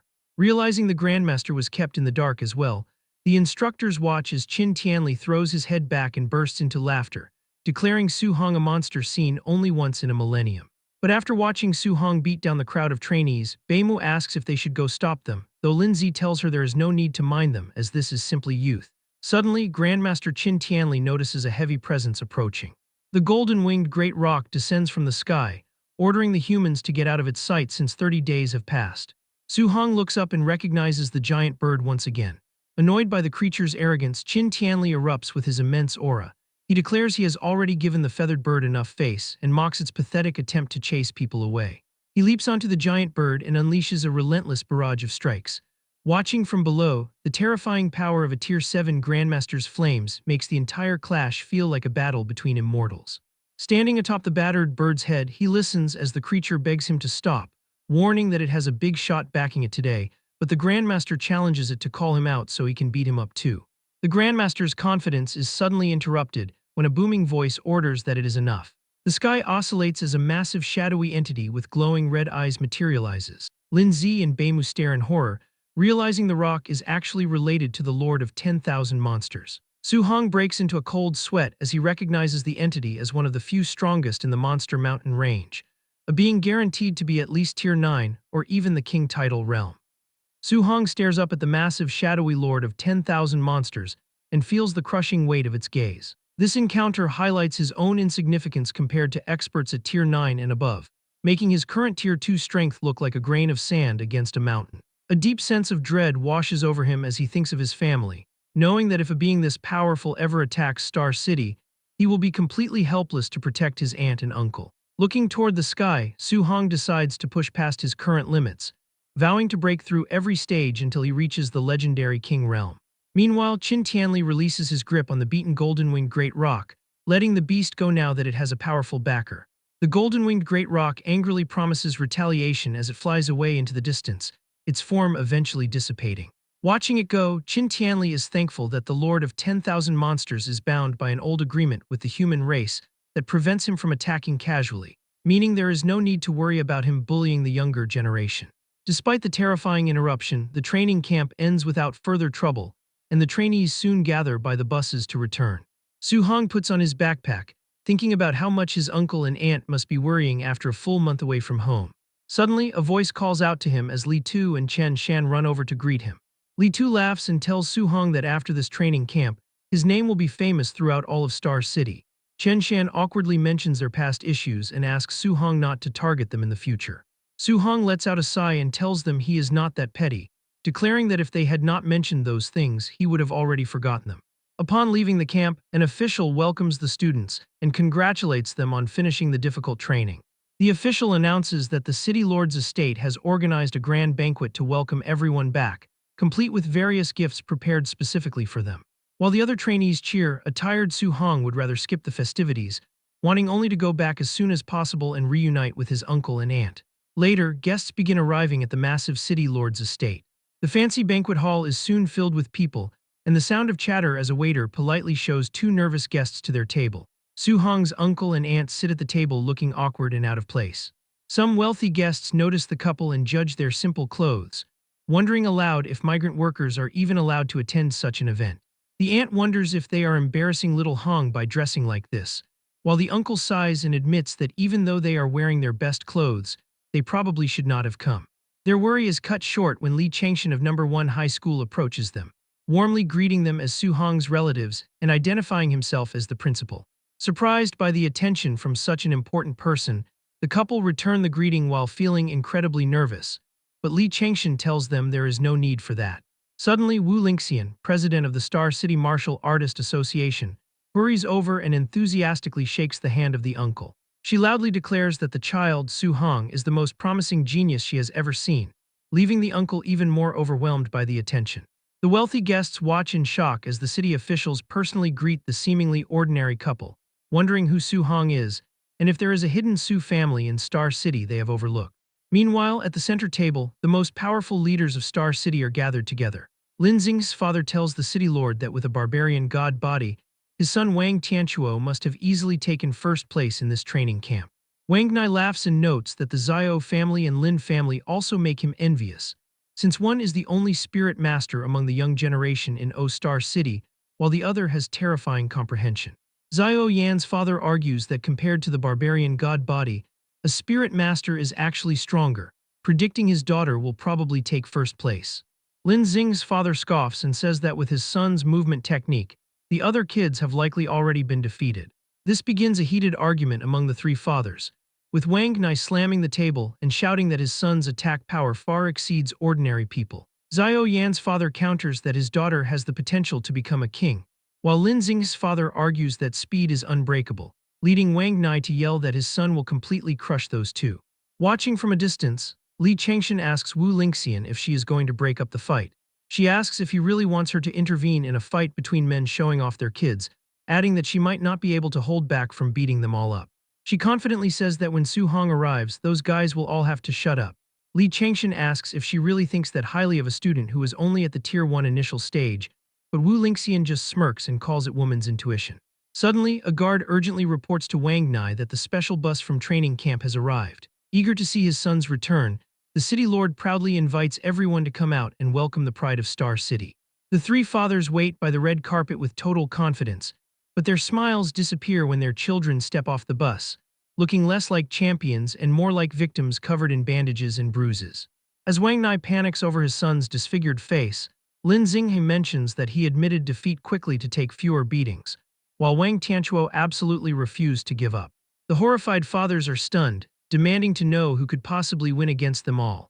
The shock grows when they sense the auras of the students and realize all three have broken through to Tier 2, leaving them wondering what kind of monster has appeared in Star City. The three elites admit defeat completely, describing how their opponent's strength, speed, and spiritual telekinesis are all far superior to their own. The trio tells their fathers to just see for themselves, identifying the winner as a complete monster. Footsteps are heard as the rest of the returning trainees, all equally beaten up, quickly form two rows outside the bus. Su-hong casually steps onto the red carpet while holding his spear. He looks completely unharmed, thinking that having the others line up like this is incredibly awkward when he just wants to go home. Su-hong spots his uncle and aunt in the crowd and immediately calls out to them. The surrounding elites are shocked to see that the amazing genius is actually the child of commoners. As the aunt rushes toward him, she slips and begins to fall. Before she can hit the ground, Su-hong uses a burst of spiritual energy to catch her, leaving her floating in the air for a moment. He rushes over and uses his telekinesis to gently lower her to the ground before asking if they are hurt. Amazed, his uncle asks what kind of martial art that was, calling it amazing, while the aunt says they are fine and just got a startle. The uncle tells him he has gotten stronger again and admits they were worried sick for the past month. Su-hong smiles and tells them there is no need to worry about him since he has returned. Watching this display of power, Wang Nai and Xiao Yan's father are in shock, realizing that Su-hong is a Tier 2 spirit master. Nearby, Li Changshan and Wu Lingxian point at each other, with the principal asking why she didn't say he was a spirit master while she accuses him of hiding it. They both realize in that moment that neither of them actually knew. Wu Lingxian laughs loudly and asks which other master still dares to covet her position, warning them to be careful, or she will bring Su-hong to beat their disciples to a pulp. Li Changshan laughs and declares that next year everyone will see exactly how they will fight for resources. The news of Su-hong's true power causes a frenzy among the wealthy guests, who scramble on their phones to demand his information. One man declares he has found the perfect husband for his daughter and orders her to be brought to the estate quickly and dressed beautifully. Seizing the moment, Wang Nai has an attendant bring out a tray containing a premium bank card and property deeds. He approaches Su-hong and identifies himself as the city lord. He praises Su-hong as the #1 genius of Star City and a true dragon among men, presenting him with a villa and 3 million in cash as a first-place reward. The other fathers silently curse the city lord for being a sly old fox who acted too fast, realizing he prepared the gift on the spot to target the family's poverty. Wang Nai extends his hand and promises that if Su-hong has any needs in the future, he will definitely help him with all his might. Su-hong wonders if the city lord is publicly trying to win him over, weighing the risk of offending him against the debt of accepting such a favor. Su-hong decides that offending the city lord is a risk he cannot afford, recognizing that accepting this protection ensures his family's safety while he ventures out for experience. With the combined support of Grandmaster Qin Tianli, President Wu Lingxian, and Principal Li Changshan, there is little chance the city lord can force him into anything excessive in the future. Su-hong thanks Wang Nai for his profound kindness and shakes his hand, openly stating that he does indeed require assistance, which pleases the city lord enough to grant any request. The first thing Su-hong asks for is help treating his aunt's rare disease. Touched by his immediate concern for their well-being, Su Guoming and his wife are moved to tears. Wang Nai wastes no time ordering Director Xiang to personally oversee the matter and utilize the city's best medical resources for her treatment. The city lord then pushes for further requests, prompting the boy to mention his need for a handy weapon. Wang Nai laughs and invites Su-hong to the armory to take his pick, privately calculating that the more the boy demands, the deeper he will be bound to the Wang family. Su-hong asks his aunt and uncle to wait for him as Wang Nai instructs his son Wang Tianchuo to host the banquet in their absence. The couple feels a wave of unease as they are led away, while the surrounding crowd whispers about the meteoric rise of the Su family's status. Inside the massive armory, Wang Nai points out the different sections for C-rank, B-rank, and A-rank alloy weapons. He tells Su-hong to go straight to the A-rank area to pick one that matches his attribute, a weapon category worth hundreds of millions. The conversation takes a turn when Su-hong asks if there are any multi-attribute alloy weapons available, catching the city lord off guard, explaining that Grandmaster Qin Tianli advised this choice due to his unique cultivation. The youth demonstrates his power by manifesting 7 different elemental orbs around his body. Showing off this monstrous talent is a calculated move, ensuring that Wang Nai values his potential even more highly than before. The city lord stands stunned, unable to fathom how the boy's cultivation speed remains so high despite training 7 different attributes simultaneously. To him, a Tier 2 7-attribute martial artist and spirit master with a special physique is nothing less than a legendary star descending to Earth. Wang Nai lets out a heavy sigh and calls Su Hong his good nephew, jokingly lamenting that his uncle Wang is truly useless by comparison. He explains that multi-attribute weapons are extremely rare, and his private collection only holds a few dual-attribute pieces. After searching the shelves, Wang Nai presents a B-rank dark gold black iron spearhead with 3 attributes, even offering to dismantle an A-rank shaft to assemble it. Su Hong graciously accepts the spearhead but plans to use the shaft from his own Thunder Fire Spear, considering this 3-attribute weapon more than enough for now. As he hands it over, Wang Nai mentions that strange anomalies have appeared near Star City with rumors of multi-attribute ferocious beasts, catching Su Hong's interest.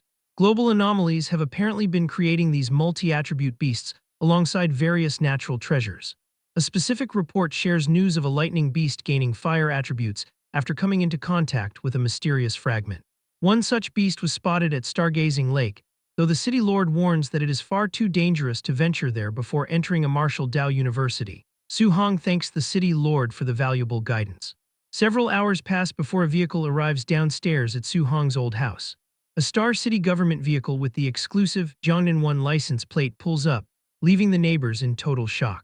Lin Nian, the landlady, watches with a burning jealousy and thinks she would die happy if her own son could provide her with such luxury. She resentfully recalls her previous attempts to force Su Hong into giving up his training spot for her son.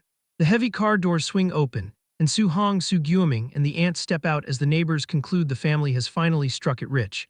Lin Nian can only stare in horror at the unfolding scene. Su Guoming cheerfully informs the landlady that they won't be renting the apartment anymore because Su Hong took first place and was gifted a villa. When the uncle asks for a refund of their remaining rent, his wife stops him and tells him not to be stingy, leaving the extra money as a gift for sister Lin Nian. As they head upstairs, the wife fusses about not moving their old furniture to avoid embarrassing their big-shot nephew, but Su Hong just laughs it off. Later that night, Su Hong stands on the roof and feels a faint reluctance to leave this familiar place behind. He opens his status window to find exactly 1944 martial value points remaining, with his vitality sitting at 506.9 and spiritual power at 500. Prioritizing his core cultivation, he pours every remaining point into his vitality. A surge of intense heat causes his muscles to bulge as his vitality rises to 701.3, signaling a breakthrough to the Tier 2 middle stage. Once his body size returns to normal, Su Hong takes out his phone to research Stargazing Lake. In the process, he accidentally cracks the screen because his body has not yet adapted to this explosive new strength. He scrolls through news about S-rank spirit herbs and grandmasters fighting abroad, reading that those who saw a mysterious fragment at the lake died inexplicably. The presence of a Tier 2 multi-attribute beast at the lake is currently attracting a large number of Tier 3 and 4 hunters, though Su Hong figures that escaping any danger should be easy. He resolves that once the move is finished tomorrow, he will head straight for Stargazing Lake. The next day, Su Hong and his family officially move into their massive, luxurious new villa within the highly prestigious Star City Villa area.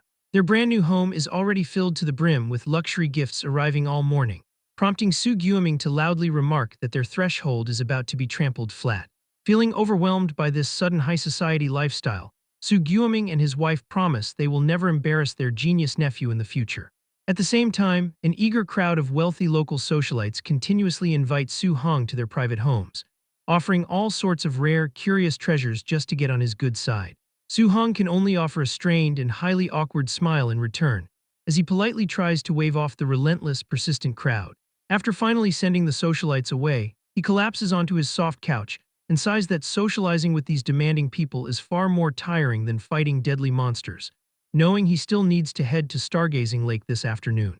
Arriving at the bustling martial artist base later that day, Su Hong is surprised by the unusually crowded courtyard, wondering why everyone is simply lingering here instead of heading out to the massive anomaly at the lake. He soon overhears several Tier 1 martial artists complaining that they do not even dare to step outside because they fear the Tier 3 and 4 experts will rob them of their hard-earned spoils. Meanwhile, upstairs on the quiet second floor, Yi Chi asks a mysterious cloaked guest if he is absolutely certain that Su Hong is the one who killed his beloved nephew. But in an instant, the mysterious guest steps forward and unleashes an incredibly suffocating pressure that instantly forces Yi Chi down to his knees. Radiating a terrifying blood-red aura, the powerful guest warns Yi Chi to mind his low status and address him respectfully as Sir, leaving the terrified and utterly suppressed Yi Chi to beg for immediate forgiveness, promising to remember his place. Later that afternoon, Su-hong reaches the edge of Stargazing Lake, where massive crowds of various martial artists are already actively gathering along the shores. Hiding carefully behind a thick tree, he quietly and closely observes the different groups of hunters assembled near the water. Scanning the immense crowd, Su-hong finds not a single Tier 1 martial artist, as everyone present is at least a Tier 2 or Tier 3 combatant. He even spots several highly respected Tier 4 experts quietly meditating nearby in preparation for the hunt. If a mere Tier 2 multi-attribute beast can draw this many powerful experts, the overall concentration of masters in the higher regions will undoubtedly be even more exaggerated. Suddenly, massive bubbles violently erupt across the lake's surface, instantly drawing the intense, undivided attention of all the gathered hunters. With a colossal, deafening splash, a massive, monstrous creature known as a star-spotted giant fish erupts from the dark depths, and seasoned hunters instantly identify it as a dangerous Tier 3 initial-level beast. The giant, thrashing beast roars furiously, and rapidly prepares a highly destructive dual-attribute water cannon inside its massive gaping jaws.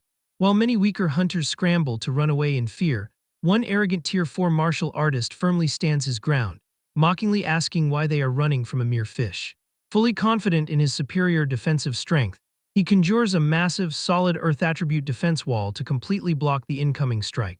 Instead, the beast's devastating, pressurized beam completely obliterates his defense and severely injures the cocky Tier 4 martial artist. Watching intently from the sidelines, Su-hong finds this dual attribute move absolutely stunning, as it not only completely destroys the defense but also cripples a high-level fighter in a single shot. Another nearby expert excitedly charges toward the thrashing monster, thrilled that his long, half-month wait for a dual attribute beast is finally over. With a single, earth-shattering, devastating punch, he forcefully slams the giant, heavy beast directly onto the shore. Once the thrashing monster is grounded and defenseless, the greedy crowd of hunters immediately swarms it.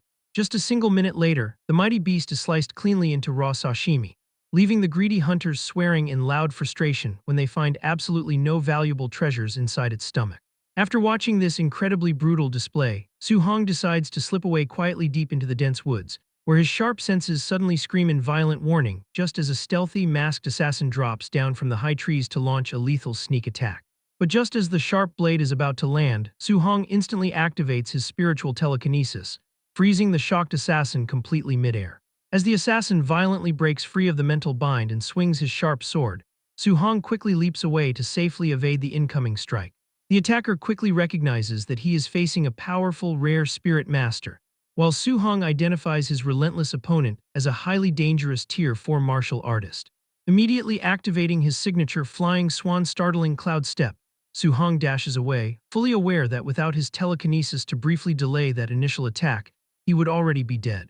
But just as he thinks he has successfully cleared the area, 6 more masked men emerge from the dense woods, all of them clearly possessing the aura of Tier 3 martial artists. The boss warns his men that their target is a dangerous spirit master, and to make matters worse, 7 more Tier 3 assassins quickly close in from all directions, bringing the threat to a total of over a dozen.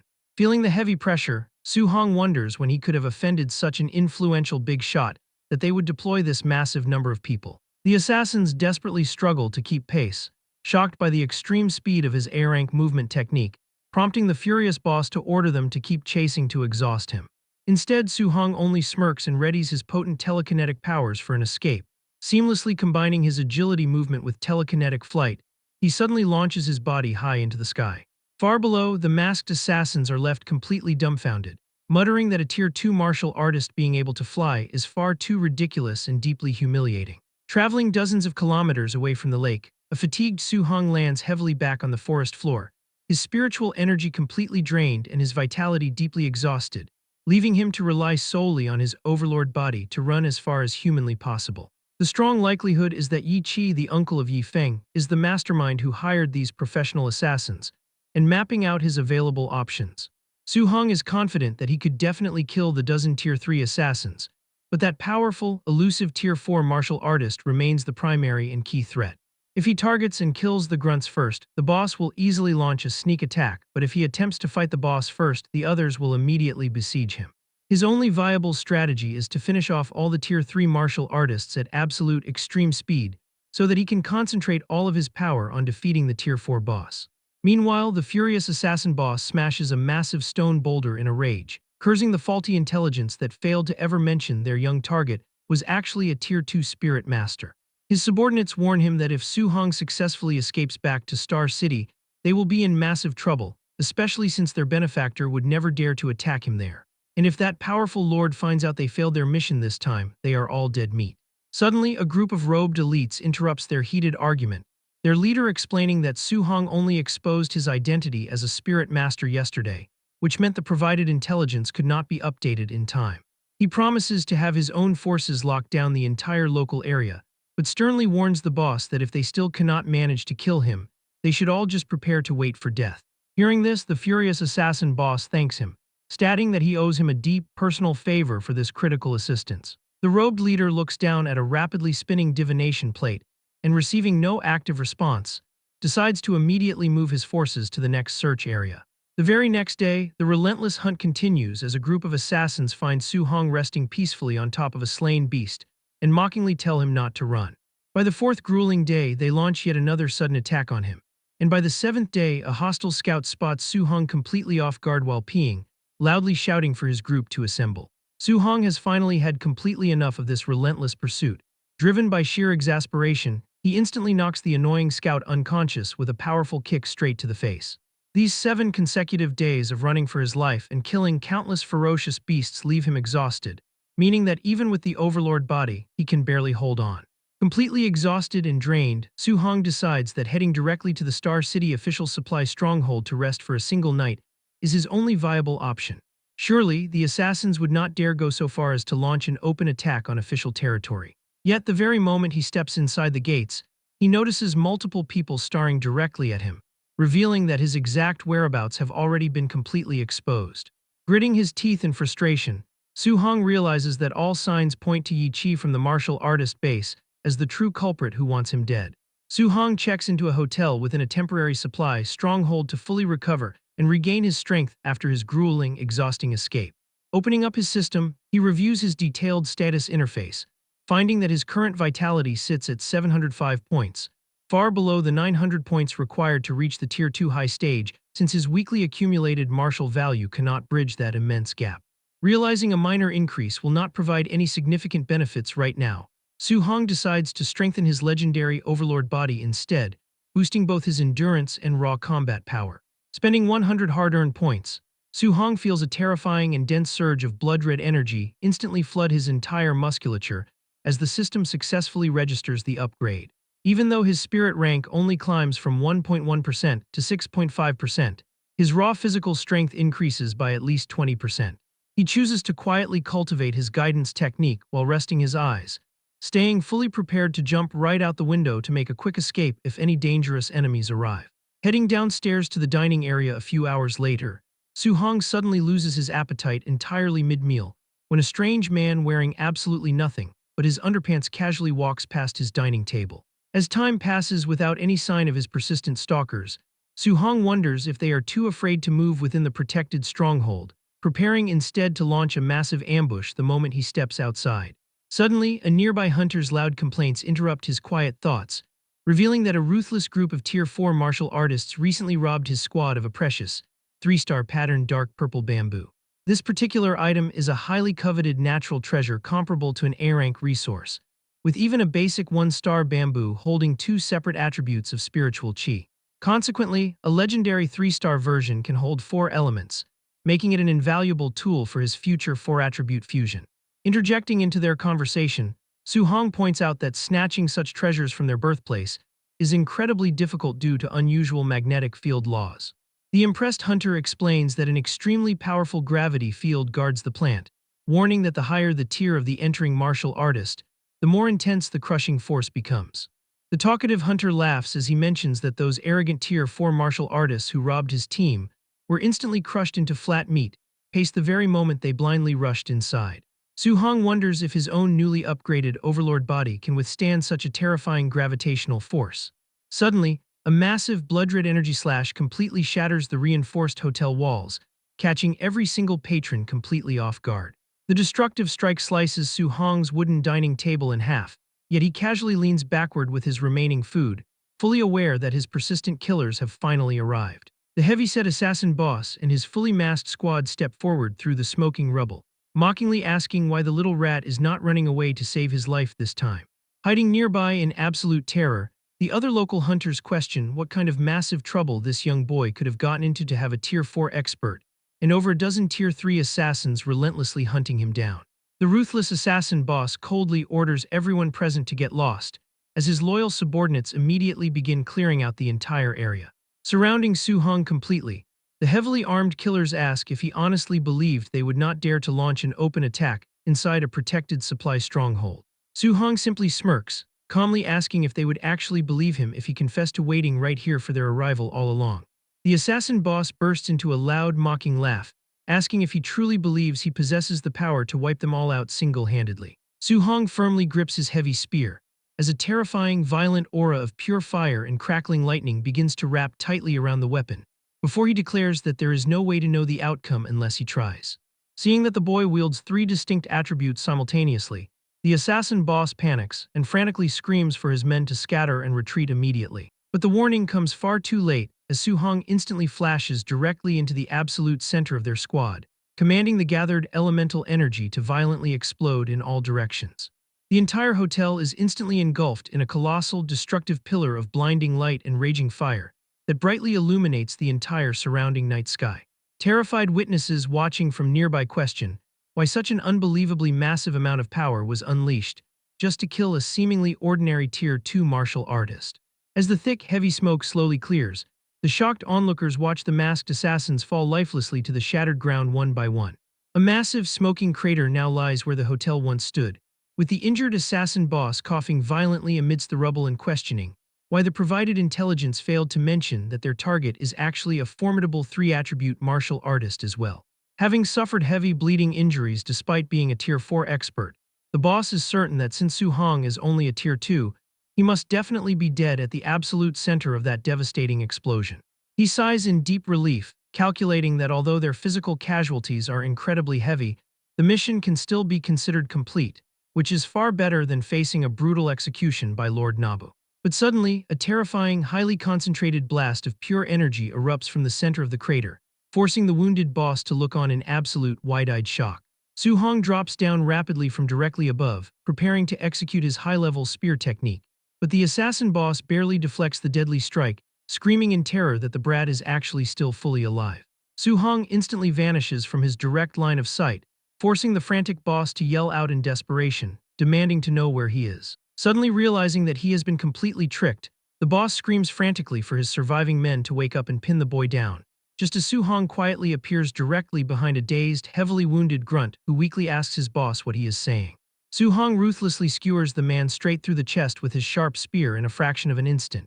Even if defeating a powerful Tier 4 martial artist is still too difficult right now, eliminating the weaker Tier 3 grunts under his command is highly achievable. The raw, unstable power of a failed 3-attribute fusion remains absolutely terrifying, meaning that if he had not successfully condensed his protective thick earth armor and upgraded his durable overlord body, he would have been permanently crippled even if he survived. He quietly bids farewell to the remaining grunts as he ruthlessly executes them, leaving the enemy Tier 3 martial artists almost completely wiped out. As long as he can successfully fuse 3 attributes, a real chance exists to kill the Tier 4 boss. The furious assassin boss flares a massive, highly murderous red aura in response, and vows to tear the very corpse of Su-hong into 10,000 bloody pieces. Back at the Star City martial artist base, Lin Xinghe is preparing for a trip, having originally hoped to invite Su-hong to join him at Stargazing Lake, but the kid already headed out 7 days ago. As Wang Tianchuo and Zhao Yan join the conversation, they point out that while they rested for a full 7 days, Su-hong only rested for a single day before returning to training. Agreeing that it is pointless to compare themselves to such a monster, the trio sets off quickly, hopping to run into Su-hong near Stargazing Lake. Meanwhile, a furious Yi-Chi smashes a cup in his office, yelling that they are a bunch of trash. He fumes because those assassins not only impersonated martial artists from the base, but they also locked down the area around Stargazing Lake and dared to attack Su-hong directly at the supply stronghold. If Su-hong dies, even a fool will suspect him, and since the city lord values Su-hong so much, he will definitely kill their entire clan in retaliation. Far from the city, in the dark purple bamboo forest, a crushing purple dome called the Mysterious Gravity Field protects the area, instantly flattening anyone who steps inside. Hunters trying to reach the treasure are left groaning on the ground. One struggling fighter complains that the gravity is too terrifying and that the treasure is right in front of his eyes, yet he simply cannot reach it, having only taken the 14th step to face over 30 times the gravity. Nearby, onlookers calculate that assuming a body weight of 80 kilograms, 30 times the gravity is a load of just over 2 tons, questioning why a Tier 3 martial artist cannot even withstand this. Hearing this, another bystander replies that this is not like carrying a heavy object. Rather, every single cell in their body has to endure 30 times the gravity, meaning while bones and muscles might withstand it, the internal organs and brain cannot handle such intense pressure. Just then, the robed elite leader and his followers arrive at the edge of the field. He explains that the higher a martial artist's cultivation, the greater the gravity applied by the field will be, meaning if a Tier 4 martial artist enters, the gravity will likely be several times that of a Tier 3. Recognizing that the 3-star pattern dark purple bamboo is unreachable for now, he turns away to continue searching for that divine object, but in an instant his compass spins rapidly and stops, indicating that he has finally found it. The divine object is actually hidden inside that very dark purple bamboo, leaving him to figure out how he is supposed to retrieve it. As he tries to find a solution, he spots Su-hong leaping through the trees, baffled by the sight. The leader wonders why that kid is here and how a Tier 4 expert leading a group of Tier 3s could fail to kill a Tier 2 brat. Labeling them a bunch of trash, he decides to handle this himself, seeing no reason to refuse merits delivered right to his door. He knows that as long as he kills this kid, that Lord will definitely give him a reward. Sensing a strong aura, Su-hong braces for the attack, having barely any time to react before the elite lunges at him. Knowing a simple dodge will not be enough, Su-hong summons his thick earth armor to cover himself in counterattacks with an explosion of energy. As the dust clears, both fighters stand their ground. Once his armor dissipates, Su-hong catches his breath, impressed that the enemy managed to withstand his strike. The robed elite declares that Su-hong must die today as he lunges forward to strike. Hearing the death threat, Su-hong recognizes him as a demonic cultist who even knows his name, realizing that aside from Yi-Chi, the demonic cult also wants him dead. Instead of wasting time, he channels his energy and charges, initiating a massive clash.